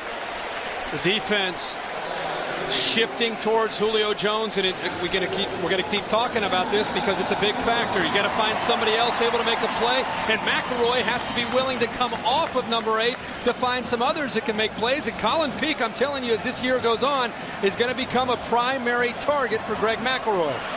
He's got 2 here for 18 yards, one late in the first half and one now with Upchurch back in, and the end around, and stood up beautifully by Virgil. Virgil read the end around with Mays perfectly. What a block, a crack block by the wide receiver Mike McCoy. Coming from the left, watch it right here. He's going to come in and make a big play. And actually, the block he just laid him out. He didn't get very many yards, but the block, and McCoy, of course, is going to let the defensive back, Virgil, know all about it. But a good job by the rest of the Hokies closing in for no gain. 2nd and 11. Deflected, incomplete.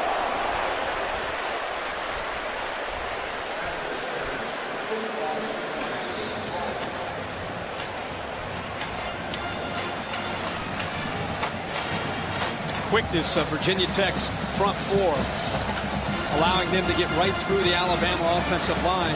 Remember, James Carpenter, first-time starter. Lejos, the center, first-time starter. And Barrett Jones, the right guard, first-time starter. Wonder about the continuity. You wonder about the confidence as this game continues on and facing, again, a very aggressive and athletic Virginia Tech front.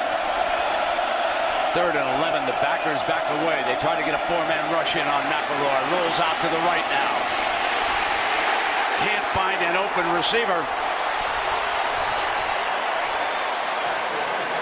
Hopkins and Friday get to the football. Friday does a good job of getting around the right tackle, Drew Davis, forcing McElroy to step up. And once McElroy steps up, there's just nobody downfield that he's able to locate, giving Virginia Tech plenty of time to corral him and then force the punt. Hosley, the freshman, back deep again. Remember the veteran Williams. Well, I shouldn't say he's a veteran either, but Hosley. made a clean grab, and this one headed for the end zone. What a punt. What a punt.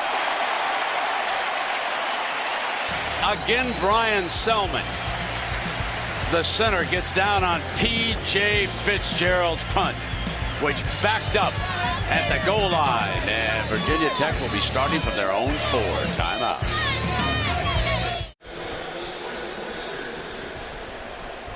Well, Tyrod Taylor and Virginia Tech lead it by the slimmest of margins with 10:08 to go in the third quarter here in the Chick-Fil-A kickoff game from Atlanta, Georgia. But they are coming out against this fierce Tide defense from the shadow of their own end zone, and you better believe that Alabama will be attacking Taylor.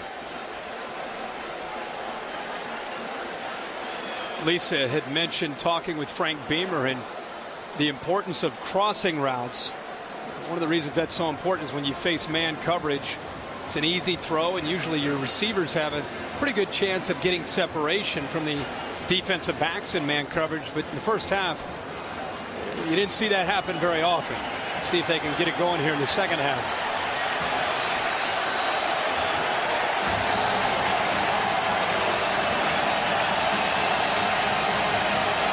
That power eye, that's the formation they used when they banged in for their second touchdown. Handing it off to Williams and running straight ahead. And we have had a huge upset in college football tonight. Let's go to Matt Weiner in New York. Matt? Yep. Congratulations to Bronco Mendenhall, the head coach there at BYU, and Max Hall, the quarterback. That is a major upset. 2nd and 7 for the Hokies.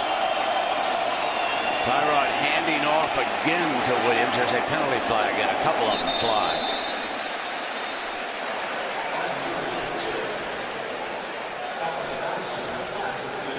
You don't see that very often. It's holding or offensive face mask. One of the linemen took Dante Hightower's helmet, just pulled it off of his head.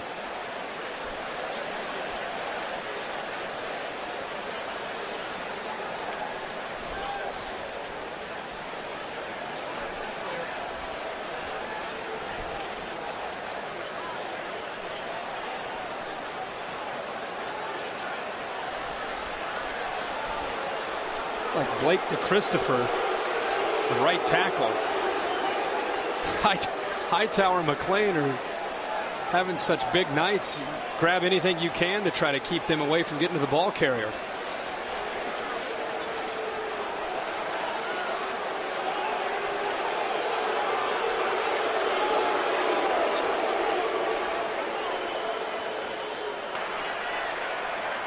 There are 2 fouls on the play. Personal foul, illegal hands to the face on the offense. That penalty's declined. Holding, number 62 of the offense. That penalty's accepted. Half the distance to the goal from the previous spot. Still second down. So with his right hand, he got a hold of the face mask for a personal foul. And his left hand, he's going to hold. Right there, he rips the helmet off, and with his left hand, that's the penalty Nick Saban wants, is the left hand. The right hand, we could take that. But we'll decline that. We want that left hand with the hold. Meanwhile, Dante Hightower says, a helmet? Who needs a helmet? The Hokies run it right straight ahead. Just line up Williams and try to bust it out. Try to give themselves a little daylight. Whatever breathing room they can manage before they have to punt. The dreaded third down against the Alabama defense.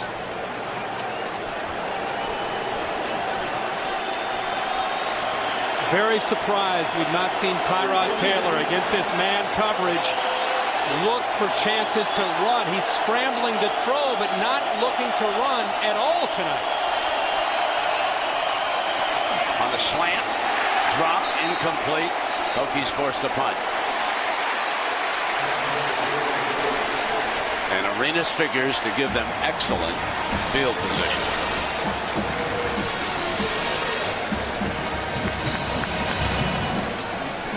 Remember, we talked a lot about Beamer ball through the years of Virginia Tech. Last year,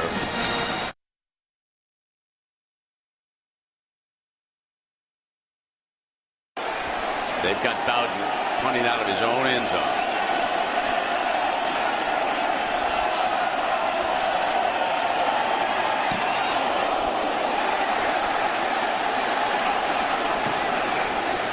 Takes a hokey bounce. And a second one before it rolls dead. Under the circumstances, well done. It's inside the 35-yard line. That's where Alabama will have it after that 57-yard punt. You're watching Saturday Night Football on ABC. Here in Atlanta, we've got the Chick-Fil-A kickoff game, and of course NASCAR rolls into the Atlanta Speedway with the 500-miler tomorrow night. Only 2 races left. Denny Hamlin standing in 4th place, and yesterday, folks, he took Lisa Salters on a ride of her life. Let's go down to Lisa. That's with right, Denny. That's right, Brent. I'm with Denny Hamlin, and that's for what you did to me yesterday, driving me so close to that wall. But tell me, how long have you been a Virginia Tech fan? I've been a fan of theirs for a long time, but once I met Frank Beamer for the first time, I was definitely hooked. He's just got such great character, and when the tragedies happened, I was the first kind of, me and a couple other Virginia drivers to kind of get together and help with the memorial fund. So just a big fan. Now, I asked you your thoughts about what's going on so far tonight with the team, and you had some good analysis. How are you breaking it down? Got to stop their run. Our offense has got to get going. That's for one thing. It looked like they're getting a lot of pressure early on our quarterback. But for the most part, defense, special teams doing a pretty good job, but we got to stop their run. All right, stick with me. I got to send it back up to Brent for a minute. Brent? All right, Lisa, that was Jones on that Virginia Tech side over there. So here comes now the 3rd down for Alabama. All the talk about Julio Jones. It's a good time to try to, again, look for the inside receiver to the other side. Hanks, 15, if he gets one-on-one coverage. Here comes the pressure. They hit him on the release down the middle. Incomplete. There's a penalty flag thrown at midfield. There is a penalty flag away from the intended receiver.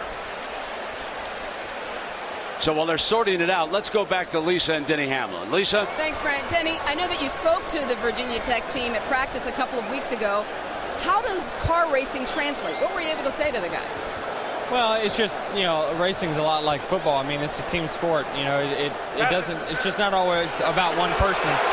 It's a team that kind of makes the deal happen, and you got to help your teammates up. If someone makes a mistake, don't chastise them about it, but help them get back up, and that's what great teamwork is.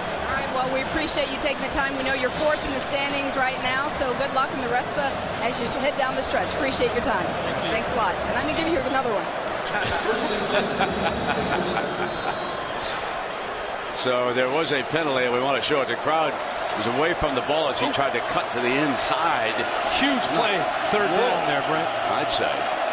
Puts him up around midfield, gives him a first set of downs.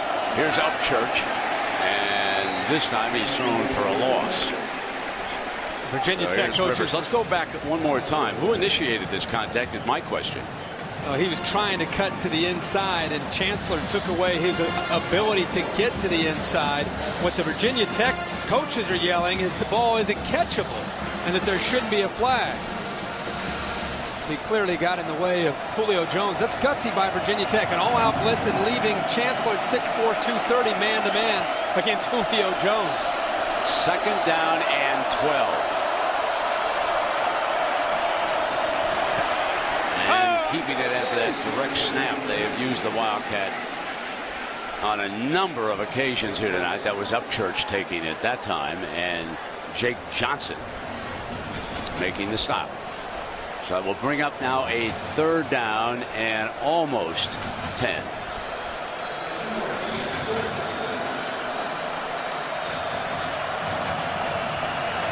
See what Bud Foster dials up defensively this time.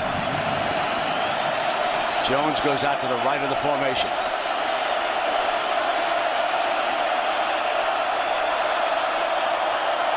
Again, a 4-man rush. They'll bracket Jones. McElroy forced to look down the middle for another first down pass. And that time it was Hanks.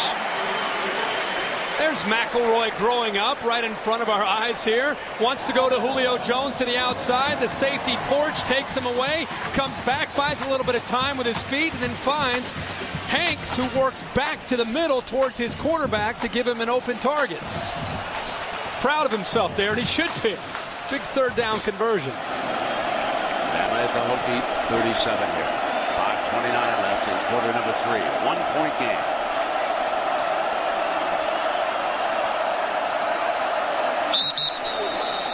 whistle.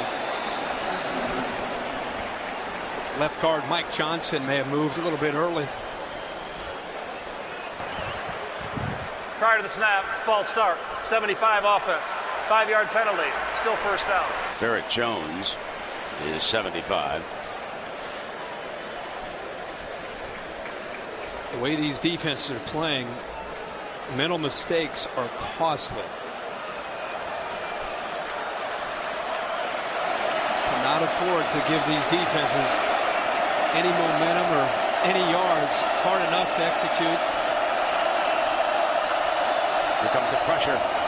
Upchurch breaks free, gets to the second level, fumble, knocked free, recovered by the Hokies. Virgil, number 22, recovers the loose ball. Upchurch had broken free to the next level. They were able to knock it free from the rear, and Virgil recovered it. What a great effort here by Cody Grimm.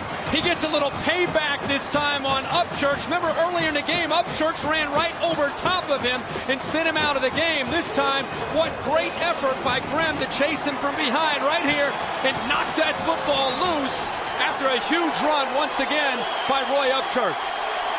Tyrod Taylor and the offense will take over on the 11-yard line. On first down, looking deep, now dances away. First down, and finally with his feet, Tyrod Taylor dances and dashes for a Hokie first down. I've been talking about this all game. Taylor has to be willing to make some plays with his feet. We know he wants to show that he can throw this year, but when a defense is playing man-to-man coverage, if you can make the first guy miss, there's nobody left to defend the quarterback, and that's what he needs to do to keep this defense honest. Ed Wang did a fabulous job that time. Anders was the contained man, and Wang blew him out of there and opened that hole up. A terrific job by a veteran left tackle as Oglesby comes back. Now Alabama trying to contain Tyrod Taylor, and Wang on that big play just blew the contained man out of there. Chinese-American left tackle has a brother on the team, and his brother, because of an injury, will be redshirted this year as a freshman. Meanwhile, you can see over the sideline Upchurch being tended to on a hamstring. Second down, inside handoff, and a first down by Josh Oglesby. Darren Evans out for the year. Ryan Williams, Josh Oglesby, and a true freshman David Wilson have to be able to pick up the slack. I think a lot of people were anxious to see how these three would be able to do replacing Darren Evans. They all bring something a little bit different. Of the three, Oglesby is a little bit more powerful when he gets his hands on the football. There's Ryan Williams, who's played quite a bit and had a touchdown tonight for the Hokies.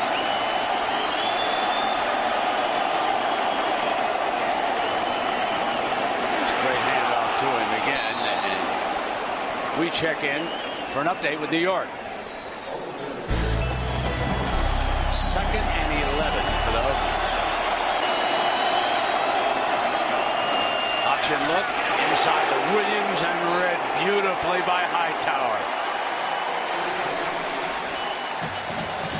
Well, there's the closing speed by Dante Hightower. And again, let's not forget the size of this young man. A great job of reading the play instantly. Watch him close in on this right away. By the time Williams gets his hands on the ball, nowhere to go as the sophomore at 6'4", 260 pounds, closes in. Boy, he moves quick. 3rd and 12. Comes a blitz. Throws short against it. Complete. But short of the first down. Boycott, the receiver, number 81.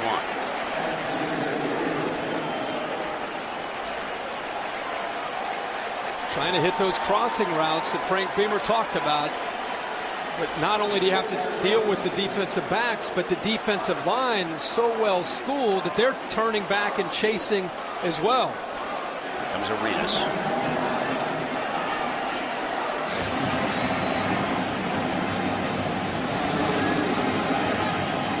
Bowden versus Arenas again. Bowden has done a very good job so far. Aims this one Beautiful. Fair catch. Down about 11-yard line. Long way for the Crimson Tide. They trail Virginia Tech 17-16 here in the third. Well, there's the most sought-after trophy in college football, the Coach's Trophy, presented by Dr. Pepper. It'll be awarded the 2010 City BCS National Championship game, January 7th, right here on ABC.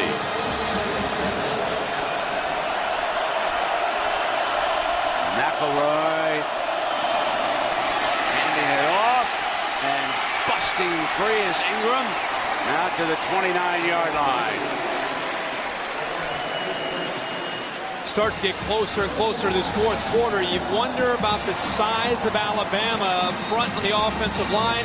In the back, Mark Ingram, who's a powerful runner. If they can eventually start to wear down the undersized, albeit athletic, Virginia Tech defense. That's hard running that time by Ingram for a big gain. 18 yards. Run that draw. Nothing doing this time. Just to follow up what Kirk is pointing out, time of possession for Alabama, 26.5 minutes to 17.5 minutes. Now there is Bud Foster. And let me point out again what he's done against quarterbacks who've had 2 or fewer previous career starts since 2004. Only 4 touchdowns. They have only completed 47% against him. And he's forced 7 fumbles, 20 sacks, and 8 interceptions. Those are impressive numbers. And tonight, McElroy is trying to beat that on. Drops off the screen to Ingram on the right side. Close to another first down before Johnson makes a stop.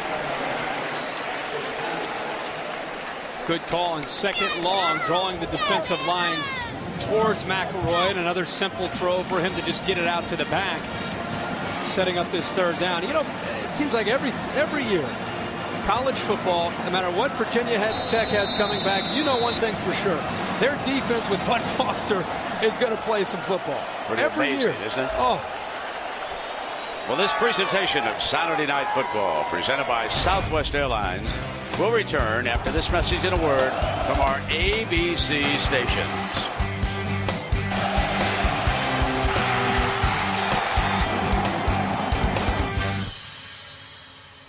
Saturday night, a scoreless third quarter, and we start the final 15 minutes.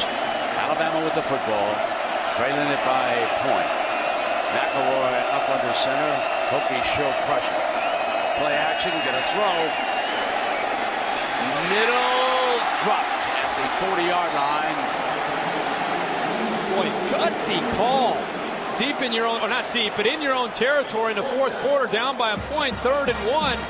They decided to try to catch Virginia Tech off balance. They actually had the play. He's a little bit late on the throw, causing him to put a little bit more zip on the ball. Right there, the ball should be delivered. He waits a little bit, and then it gets into heavy traffic. Still, Julio Jones, knowing him, should have been able to make that catch. The punting duel between Bowden and Fitzgerald continues. Freshman back deep. Fair catch is signal for. Boy, did they give him enough room? No flag. That was close. Back at the 18. Well, there's a whole lot of NASCAR fans here tonight rooting for either Alabama or Virginia Tech. Both schools are located in NASCAR hotbeds, and tomorrow night at 7 p.m. they'll be on the track over there. Some of the motorhomes with all the flags they'll be watching. 2 races remain for the likes of Kyle Busch and Mark Martin to get off the bubble and into the chase. So the 500-miler down in Hampton, Georgia, just south of Atlanta tomorrow. That'll be exciting again. It'll get started at 7 o'clock Eastern time. First down and 10 for Tyrod Taylor and the Hokies. Stands and delivers for 9, make it 11 yards, and that's Boykin as we check in with Matt Weiner in New York. All right, Matt, and here, 17-16. We had 5 lead changes in the first half, a scoreless third quarter. Handing off to Williams. Sanders hanging on and bringing him down. Keep kind of thinking to myself up here that, boy, Virginia Tech, maybe they can put something together, get some points on the board, and get back into this game. And you can forget, you look at the score, and despite all these numbers, look at the top. That's the only number that matters right here. Thanks to some special teams and some big plays, they've been able to hang in there. Not only hang in there, have this 1-point lead. Here's Williams again. Ever since he fumbled that punt, leading to an Alabama score, he has been possessed back there in the backfield. He now has 11 carries for 37 yards, and he's been running hard. Not even a hint of a fumble. Even with the loss of Darren Evans, I think this backfield of Virginia Tech is going to be fine. I think they've got a great combination of three backs with Williams, Oglesby, and Wilson.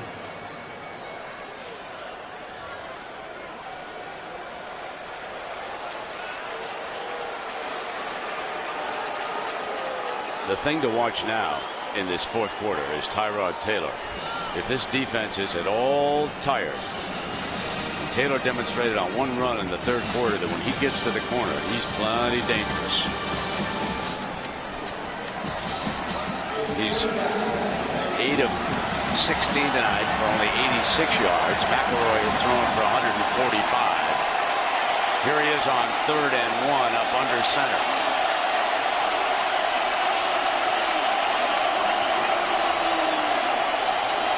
That looks like a timeout's being called by Alabama. That looked like McClain was up there. Nick cannot be too happy about this timeout on 3rd and 1.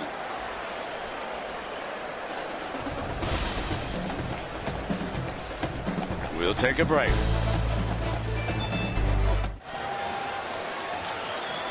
(17-16) Virginia Tech leads Alabama. A 98-yard kickoff return in the first half, proving huge. This is 3rd and 1 for the Hokies. Williams hitting the backfield, shakes free, 1st and 10, and then just kept on going. Alabama got exactly what they wanted with penetration from Hightower and Reamer, their linebackers. They're there to make the play, but Williams slipped off them. And it's against the Hokies.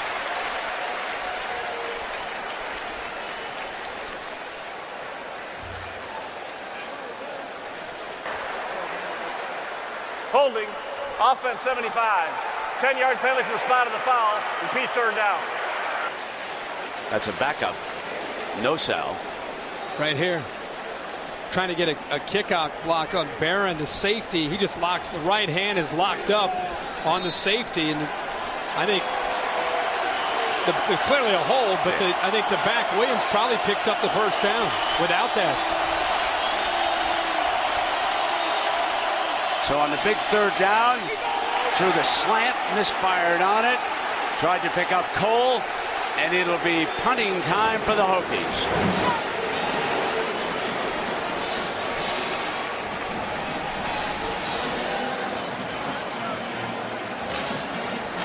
Bowden against Arenas one more time. There's been some really close calls on the pass interference. It probably could have gone either way, and that was one that I'm sure Virginia Tech fans at home are saying, where's the call? Called Chancellor earlier on one against Julio Jones. Where's the call on that one?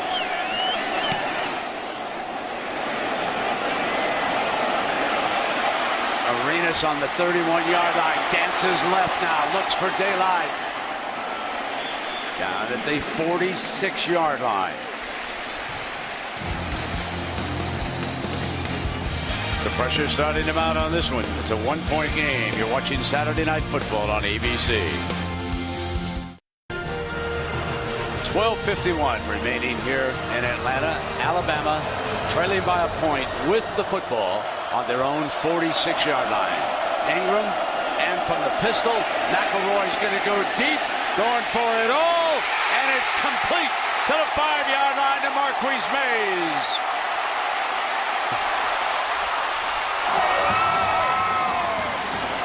Tell you what, Greg McElroy told us, and he's now proving it tonight, that he is most comfortable throwing the deep ball. A little bit of a play-action fake to Ingram, trying to get the defense to respect that. It's the second time tonight we've seen him throw it over the shoulder of a receiver deep downfield, and both times behind Cam Chancellor, the safety. The first one was Hanks, and this time he finds Mays.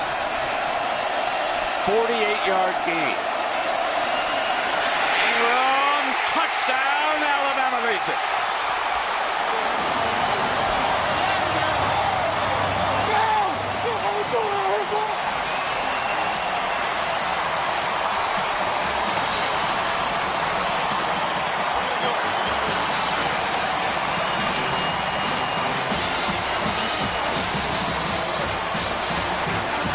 Mays is coming back because they will go for 2.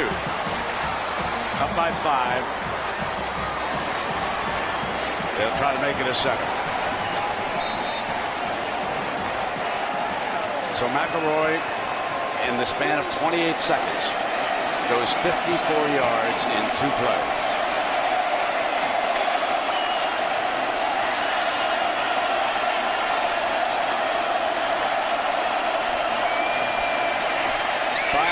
Wide open.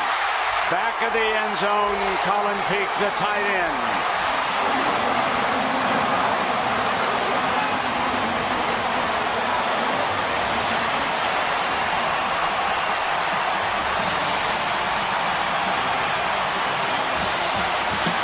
First it was Ingram.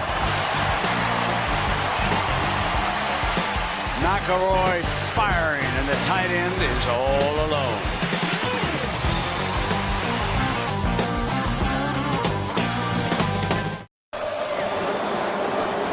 Alabama flag flying high, and a reminder to stay tuned after the game. Your late local news over most of these ABC stations. And if you're wondering about Sports Center, they have another game over there. It'll be next on the air at 1:30 a.m. Better on the West Coast where it's 10:30 p.m.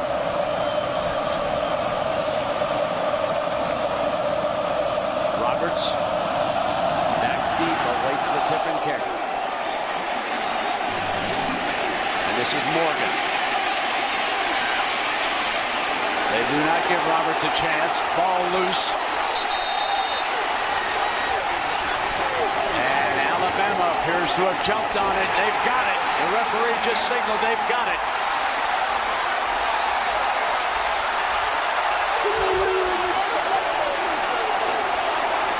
That is Chris Rogers. Chris Rogers does a good job of punching the ball loose. He's held up right there by Green, and 8 gets in there and punches the ball loose well before Morgan goes down. This kickoff coverage team from Alabama almost as relentless as the defense tonight, with the exception of the one return. Thank you. I knew you were getting ready to give me that kidney shot there. What a turn of events here. Last 3 or 4 plays. Just ripped it out of his arm. Time well spent in the weight room. Yeah. But Jim McElwain, the offensive coordinator from Alabama, the adjustment here and what he makes. Here's double coverage again on Julio Jones. So what does he do? He finds a way to get another receiver isolated one-on-one. This time it's Mays against, again, the big, tall safety Cam Chancellor. And they come right back the next play with the power running of Mark Ingram into the end zone. 2 plays, and just like that, the Crimson Tide are into the end zone.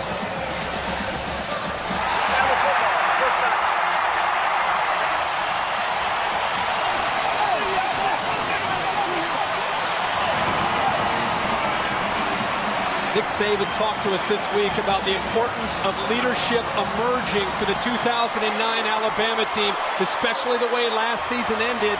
And in a grudge match like this, that might be happening down there on his football field for the Crimson Tide. Frank Beamer hoping his defense can hold that line. Down by 7. Ingram slant, daylight. Inside the 5, 1st and goal. The Tide rolling right now.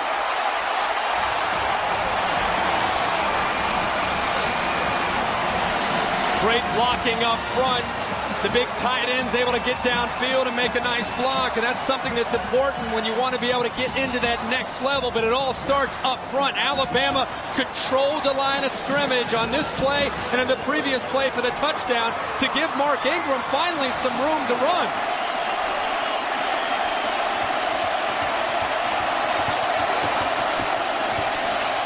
The hole was stuffed this time. It will be second down.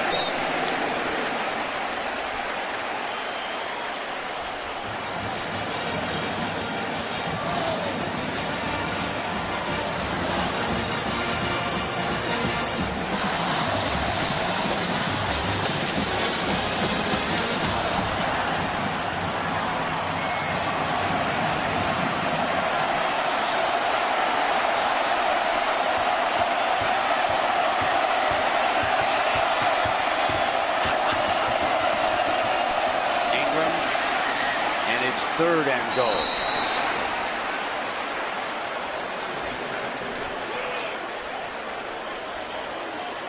Virginia Tech defense obviously realizing that they've got to take Ingram away. They have to slow down Ingram in the way the offensive line has been kind of creating that penetration, allowing him to find those seams. In the last two plays, hunkering down to create this third down. Again, this is where Colin Peak, the tight end, is. We saw it in the two-point play. They love to try to find it in the back of the end zone. Time was running down. Didn't get the play in quickly enough to him. You can read it on McElroy's face. Saban upset over on the sideline. You know, coaches are a stubborn bunch.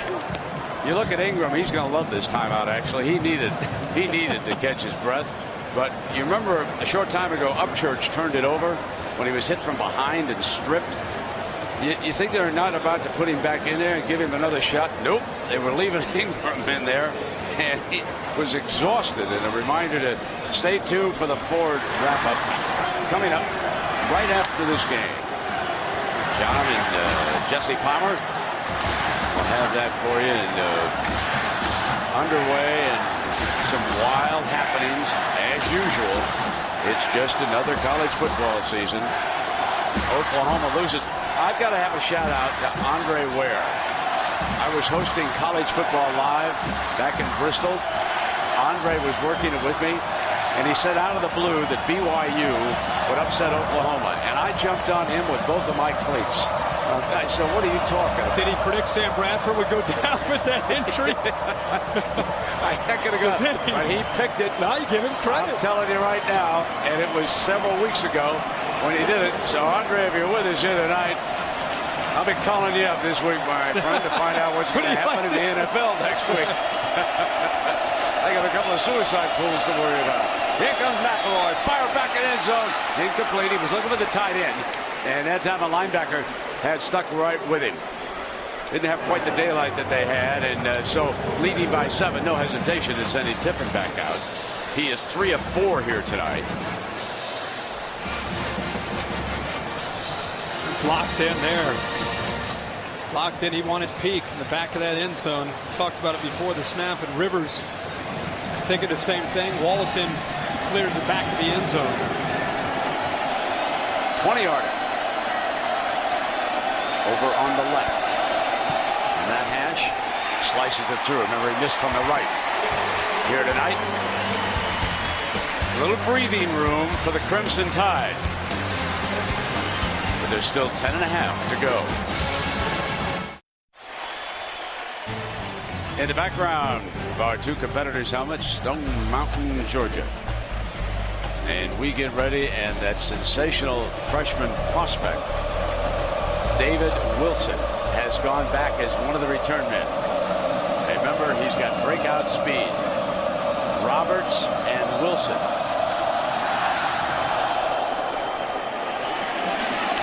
And Roberts steps in front of the freshman. He had the 98-yard return.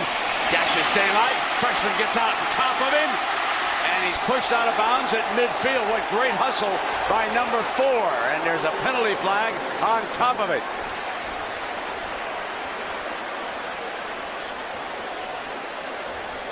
Tell you what, Tyrell Roberts wants the ball in his hands, and He definitely, every single time he gets an opportunity on a kickoff return, he seems to find a seam. Dead ball, personal foul, late hit out of bounds, number 36 of the kicking team. 15-yard penalty at the end of the run, automatic first down. That's Chris Jordan. He's a sophomore linebacker. With 10 unanswered points by Alabama and the momentum starting to favor them. This return is big, and then another mental mistake by Alabama. And look at the field position for Virginia Tech. But remember, Tech has only 126 yards of offense here tonight.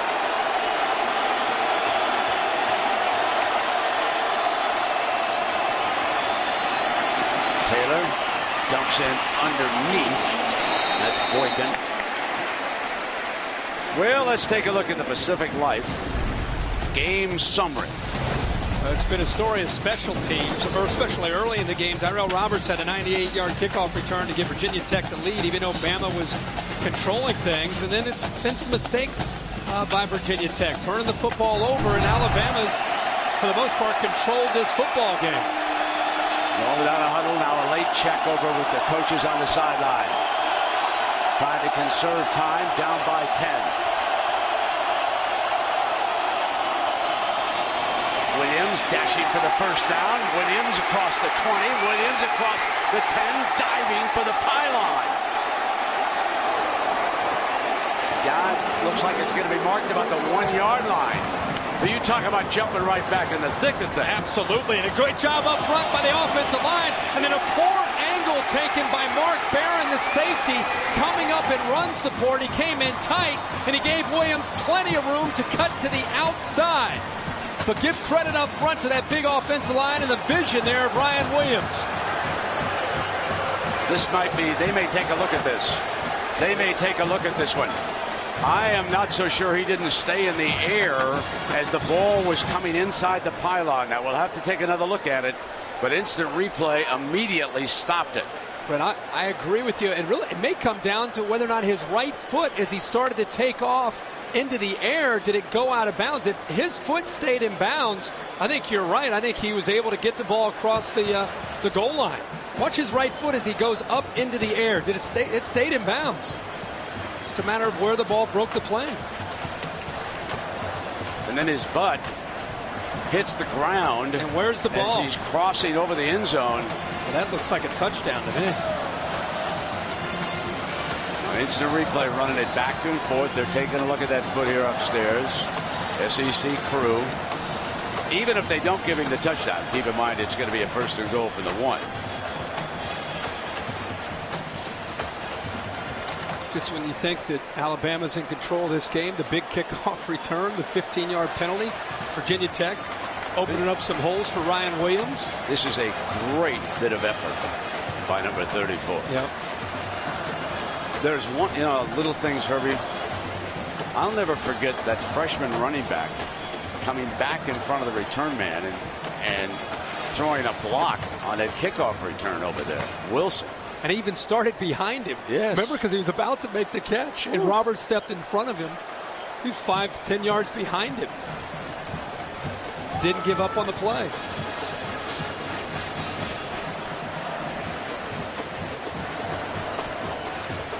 You love to see true freshmen being put into this atmosphere and having a chance to do just a thing like hustling downfield and coming up with a block that might spring the back of the return man another 5 or 10 yards.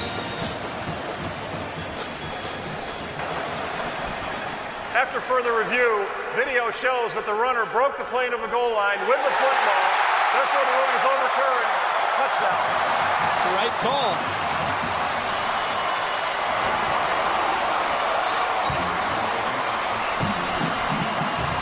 Frank will go for 1 to make it a 3-point game. 9:22 left, and a 32-yard touchdown run by Williams. His second touchdown of the game.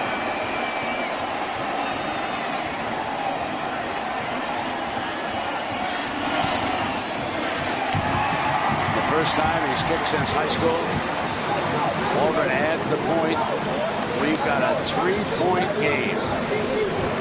Nice block here by the right guard, James Brooks, who goes up to pick up Hightower, and then the vision to find the seam by Ryan Williams. And, of course, later the effort. Look at 68 right there. Just get enough of Hightower. A poor angle taken by Mark Barron. He comes too far to the inside. I'll tell you what, the redshirt freshman gave everything that he had to get the football into the end zone. This is an offense that has struggled all night long, and even down 10 into the fourth quarter, they're not giving up, which is a trademark for a Frank Beamer football team. We got a long way to go in this one.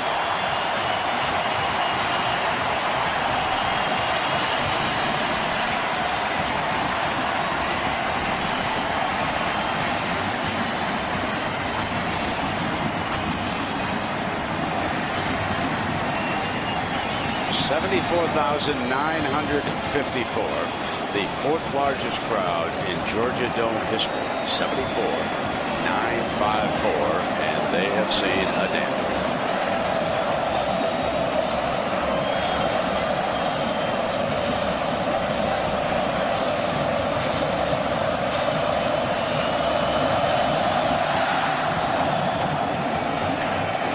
Kickoff fielded by Arenas at the 10.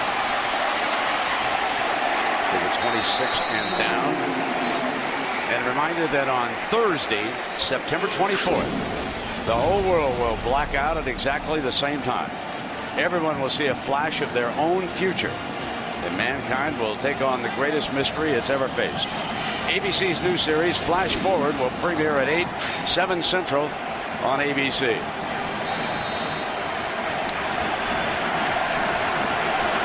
McElroy and the Alabama offense coming back out. What looked like a safe 10 is now a shaky 3. Ingram, the running back. We're under 8 seconds here on the play clock. Ingram sweeping left, finding daylight, explodes into Virginia Tech territory.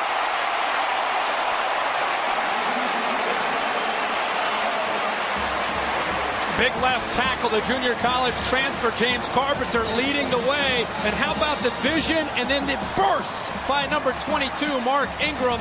Slides to the outside and then finds that crease and gets upfield in a hurry. He's starting to find his own little rhythm right now with a career high, 131 yards and counting. Going over 100 with that 39-yard run.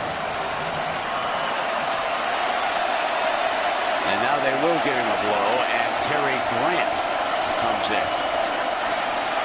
Grant goes in the same direction. Penalty flag is flying.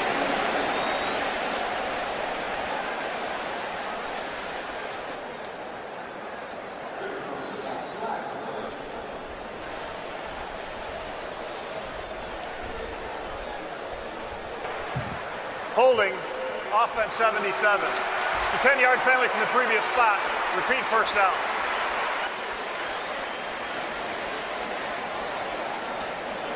.842 remaining.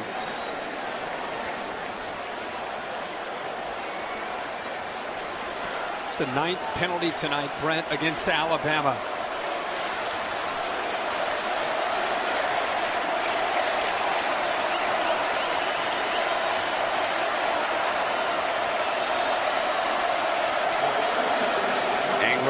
Back on the field.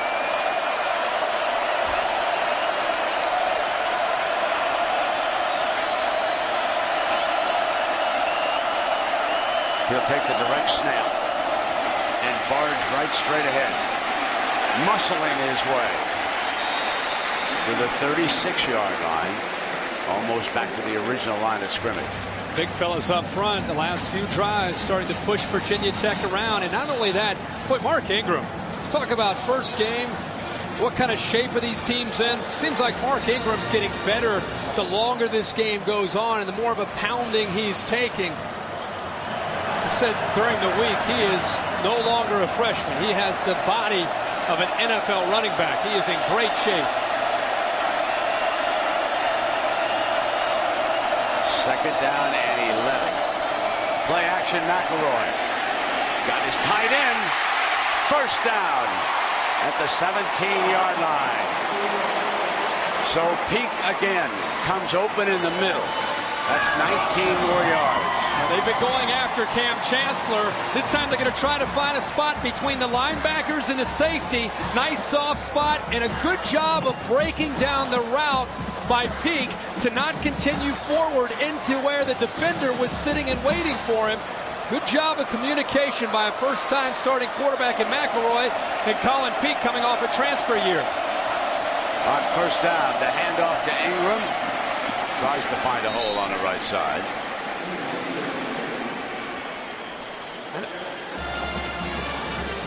Get into the red zone. You start talking for both of these football teams. 3 points. Can Alabama continue to move down and put a touchdown up on the board, or can Virginia Tech hold them to 3 and keep this a one-possession game now that we're under 7 minutes? Some big downs coming up for both these teams right here inside the red zone.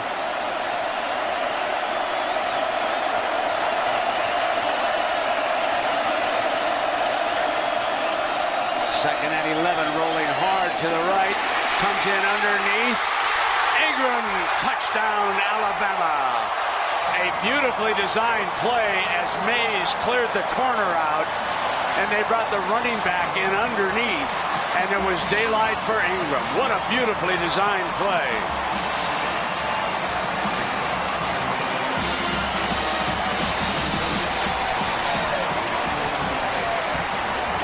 The linebacker, Jake Johnson, completely bent on the play action. Followed the back and didn't have time to get out to Ingram.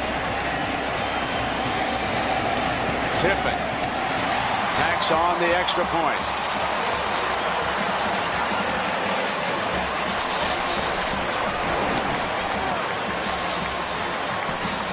Right here. The play action takes him over, and the bootleg out here, he doesn't have time to react. Watch 36. It's his responsibility. He bites on the play action, doesn't have time to get out there, and Ingram catches the ball with, again, room to work. And when you give Ingram, with his power and speed, room out in the flat like that, I don't think there's a safety or a linebacker that can slow him down out there. Boy, for a game that hasn't had much offense, the last 15 or 20 minutes, been pretty exciting. Raise your hand if you saw 58 points coming in this one. I'll tell you, if I'm an Alabama fan, I'm sitting there looking at a sophomore in Ingram and McElroy as a redshirt junior, thinking about leadership and how important the intangibles are being a championship team. You got to be pretty happy for the first game and the way this team has battled through some adversity. Both these teams have battled through a lot of adversity to compete.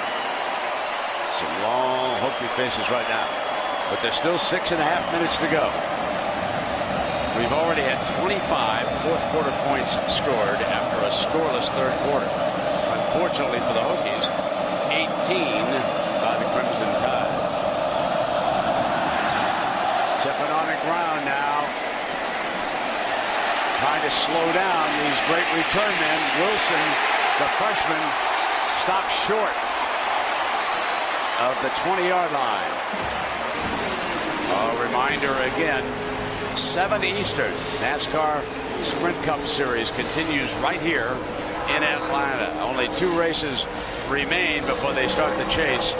That'll be here and, of course, at Richmond next Saturday. And this was the nationwide series tonight. And Kevin Harvick beats Kyle Busch and Jr. to the finish line. First down and 10. And a whistle prior to the snap. Dead ball, false start, 75 offense, 5-yard penalty, still first down. No sound. And it'll be first and 15.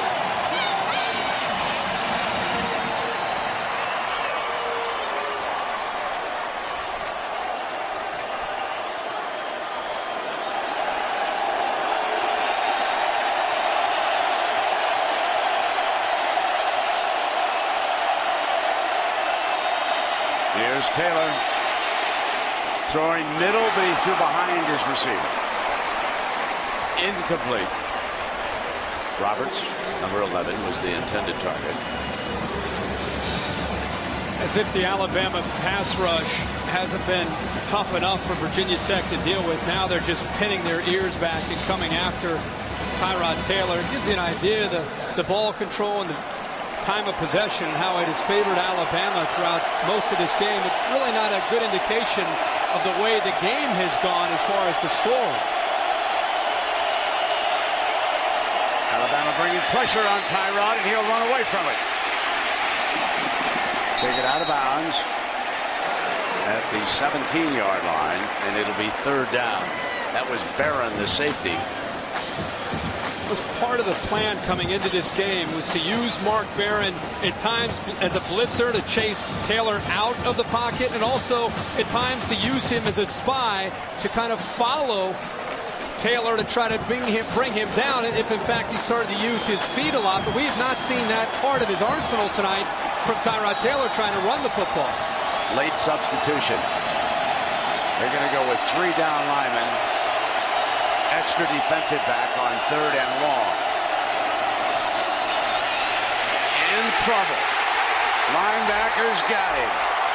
Rolando McClain trying to make up for when he lost his composure earlier in the game. He sacks Taylor and forces a punt. Brett, watch number 62, Blake DeChristopher. This is what Alabama will do to you. He doesn't touch anybody. It's because he's confused with the look from Alabama. It's a great illustration of what Alabama can do to you. The right tackle, Blake DeChristopher, didn't touch a soul because he didn't know if he should go to his right or to his left. Meanwhile, Rolando McClain went right by him. Arenas will attempt to put this in the W column right now. And he's got a signal for a fair catch. Bowden's done a superb job against one of the finest punt returners in college football. Well, we are told by some that's at least 2 weeks sideline. We'll wait and see about that. Ingram muscling his way for 11 more yards. I'll tell you, I love the look of Mark Ingram. You and I saw him this week and kind of both looked at each other and said, well, this guy is going to have a huge year for Alabama. It's an offense that's built around being physical, built around their ability to run the football. Occasionally they'll go play action, occasionally throw it downfield to Julio Jones, but Mark Ingram is the key to Alabama football in 2009 on the offensive side of the ball. He sets the tone and everything comes off of him. Saban wants him to work on the clock right now with a 10-point lead and 4:17. Just keep muscling.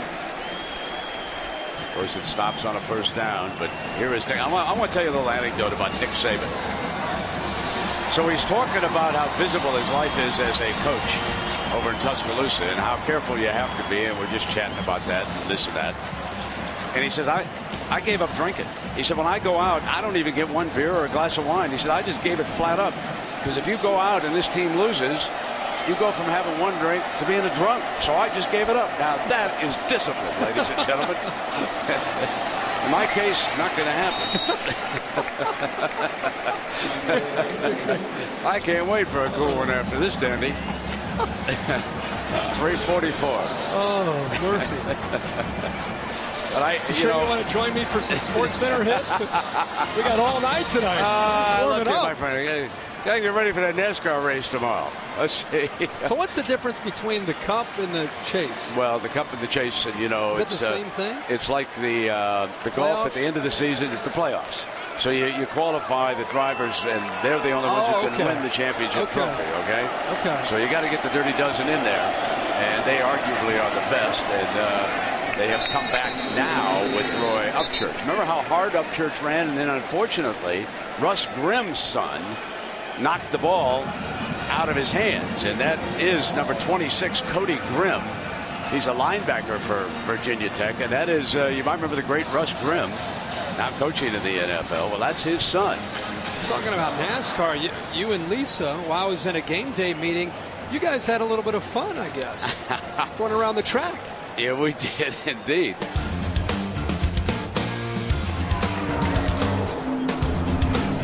Let's do it, baby. Yeah, baby. Lock and load. Pull on some cheese now, baby. Yahoo! good was my man? He was cranking out of here. You have no idea. It got a little close to the bird. Did you? You guys, I'll tell you what, you said, I mean, you've been in jets, you've done a lot of things. Right. How did that rank up for some of these?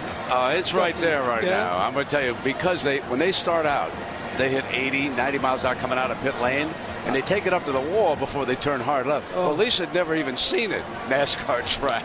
Poor Cal. And then he admitted he got it up just a little bit close. You know, they're about 6 inches from that wall because he's looking for that groove up on top that they'll be trying to find tomorrow in that 500-miler.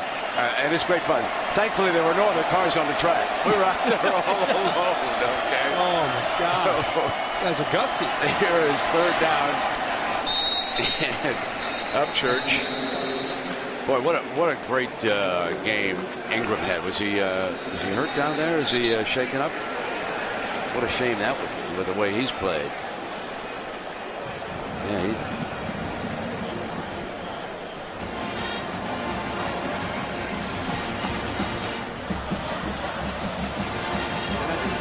the last thing you want to see. That's for sure. The night he's had. Well, we've got a moment here. MetLife is providing some great views of the Georgia Dome and the city of Atlanta. Doesn't it look nice? And MetLife provides coverage of major sporting events. We're also providing you with guarantees for the ifs in life. Visit MetLife.com today. Let's take a look at this injury here, Irving. It's good to see him up and moving, but game just about in hand. You start to worry about things like this. Looks like he maybe came down right on that left arm. But he is up. Now they'll let this one go on into the end zone, and it'll come out on the 20. And, you know, I think a couple things are obvious here tonight. I don't know how you feel, but SEC West will have their hands full with this defense and this football team. Okay, Alabama, to me, I mean, they become one of the favorites. Well, they're the team to beat in the West. I thought at the beginning of the year that they and Florida would come back in this stadium in Atlanta to play for the SEC championship game. And after watching them tonight, I feel even stronger about that. Their defense is going to end up being one of the top defenses in the country. I think they're better this year defensively than they were a year ago by the time it's all said and done. And I thought their offensive line, 3 new starters, a new starting quarterback, thought they settled in and really started to kind of hold their own as well. Tyrod Taylor, he'll just take it out of bounds. Now, the other thing, and even though with 2:45, they could still pull it out, obviously, but it doesn't look like Virginia Tech's going to win this game. But they are going to be a factor in the ACC race. Yeah, I think they're definitely going to be a factor. I mean, Virginia Tech is, the last couple of years, they've represented the ACC and the BCS, and I think this year, of course, they're definitely a team to look out for. But for them to become a dominant team, I think Tyrod Taylor, I know he wants to show the world that he can throw, but they have to utilize his ability to run as a weapon. Lisa, what do you hear about Ingram down there? Well, Brent, they're working on his left knee, and they just wrapped that left knee up in some ice. We're not going to get any more information, I'm told, because it's so late in the game. Earlier, he was kind of jogging up and down the sideline, trying to walk it off, but now he's over here on the bench with ice on that left knee. Well, we just hope it's a slight bruise or something like that. He's had a Warriors night here, 150 yards and that touchdown. He also caught one for his second touchdown. Oh, Taylor's hit on the release. Deep and out of bounds. That was a great catch by Jackson, but he was out of bounds. Well, one of the corners came on the blitz and Arenas, and the other corner, Jackson, had great man coverage on Roberts. They bring Arenas from what they call the star position, and the 5 defensive backs. The nickel comes over the slot, came down on a blitz and forced the errant throw, and his sidekick Jackson goes up and makes the interception, but out of bounds.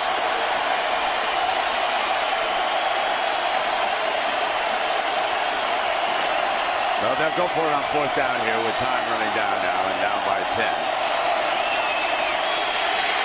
Sacked at the 19-yard line. Alabama will take over there A victory in hand, leading by 10. 2:12 to go. And remember the name Marcel Darius, number 57 for Alabama. Nick Saban said he's one of the bright young athletes on this football team. He's a sophomore. And Marcel Darius that time had a chance to go against Ryan Williams, the running back, in pass protection. He sidestepped him, almost went over top of him to show his athletic ability, and got in there to make the play. And see, that's the difference, I think, Brent, this year with Alabama, why I think they can be better defensively. Players like Darius, I think they're more athletic and they're deeper on the defensive line.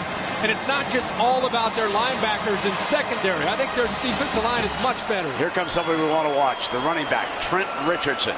Trent Richardson, number 1 in a lot of recruiting lists, number 3, lined up at tailback.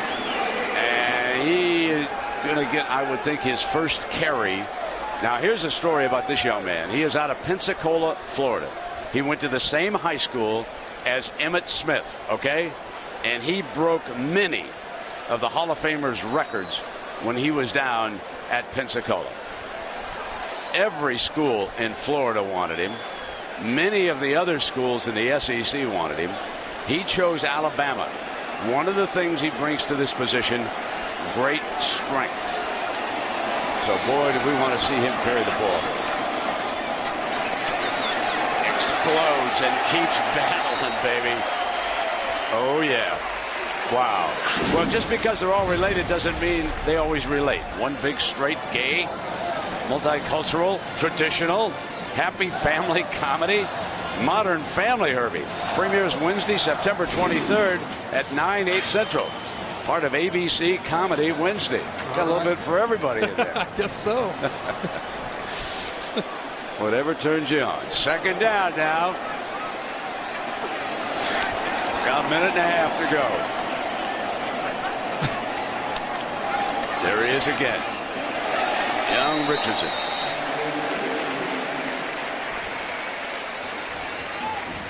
Tough night for Tyrod. Thing about Tyrod Taylor and Virginia Tech and Brian Steinspring, the offensive coordinator, they go back to the drawing board and get ready for the rest of their season. Now, they're not going to play too many defenses, if any defenses, that's as good as this Alabama group. He struggled tonight throwing the football. Richardson right there in that deep eye.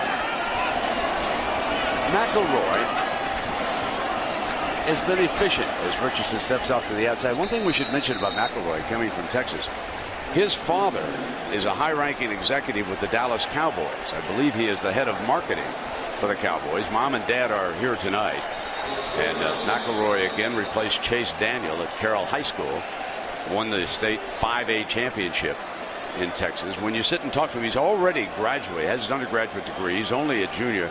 Very, very bright. And, of course, he replaced Chase Daniel in high school. John Parker Wilson, who could be headed to making the Atlanta Falcons. He played very well the other night right here. And so he's replaced two pretty good ones.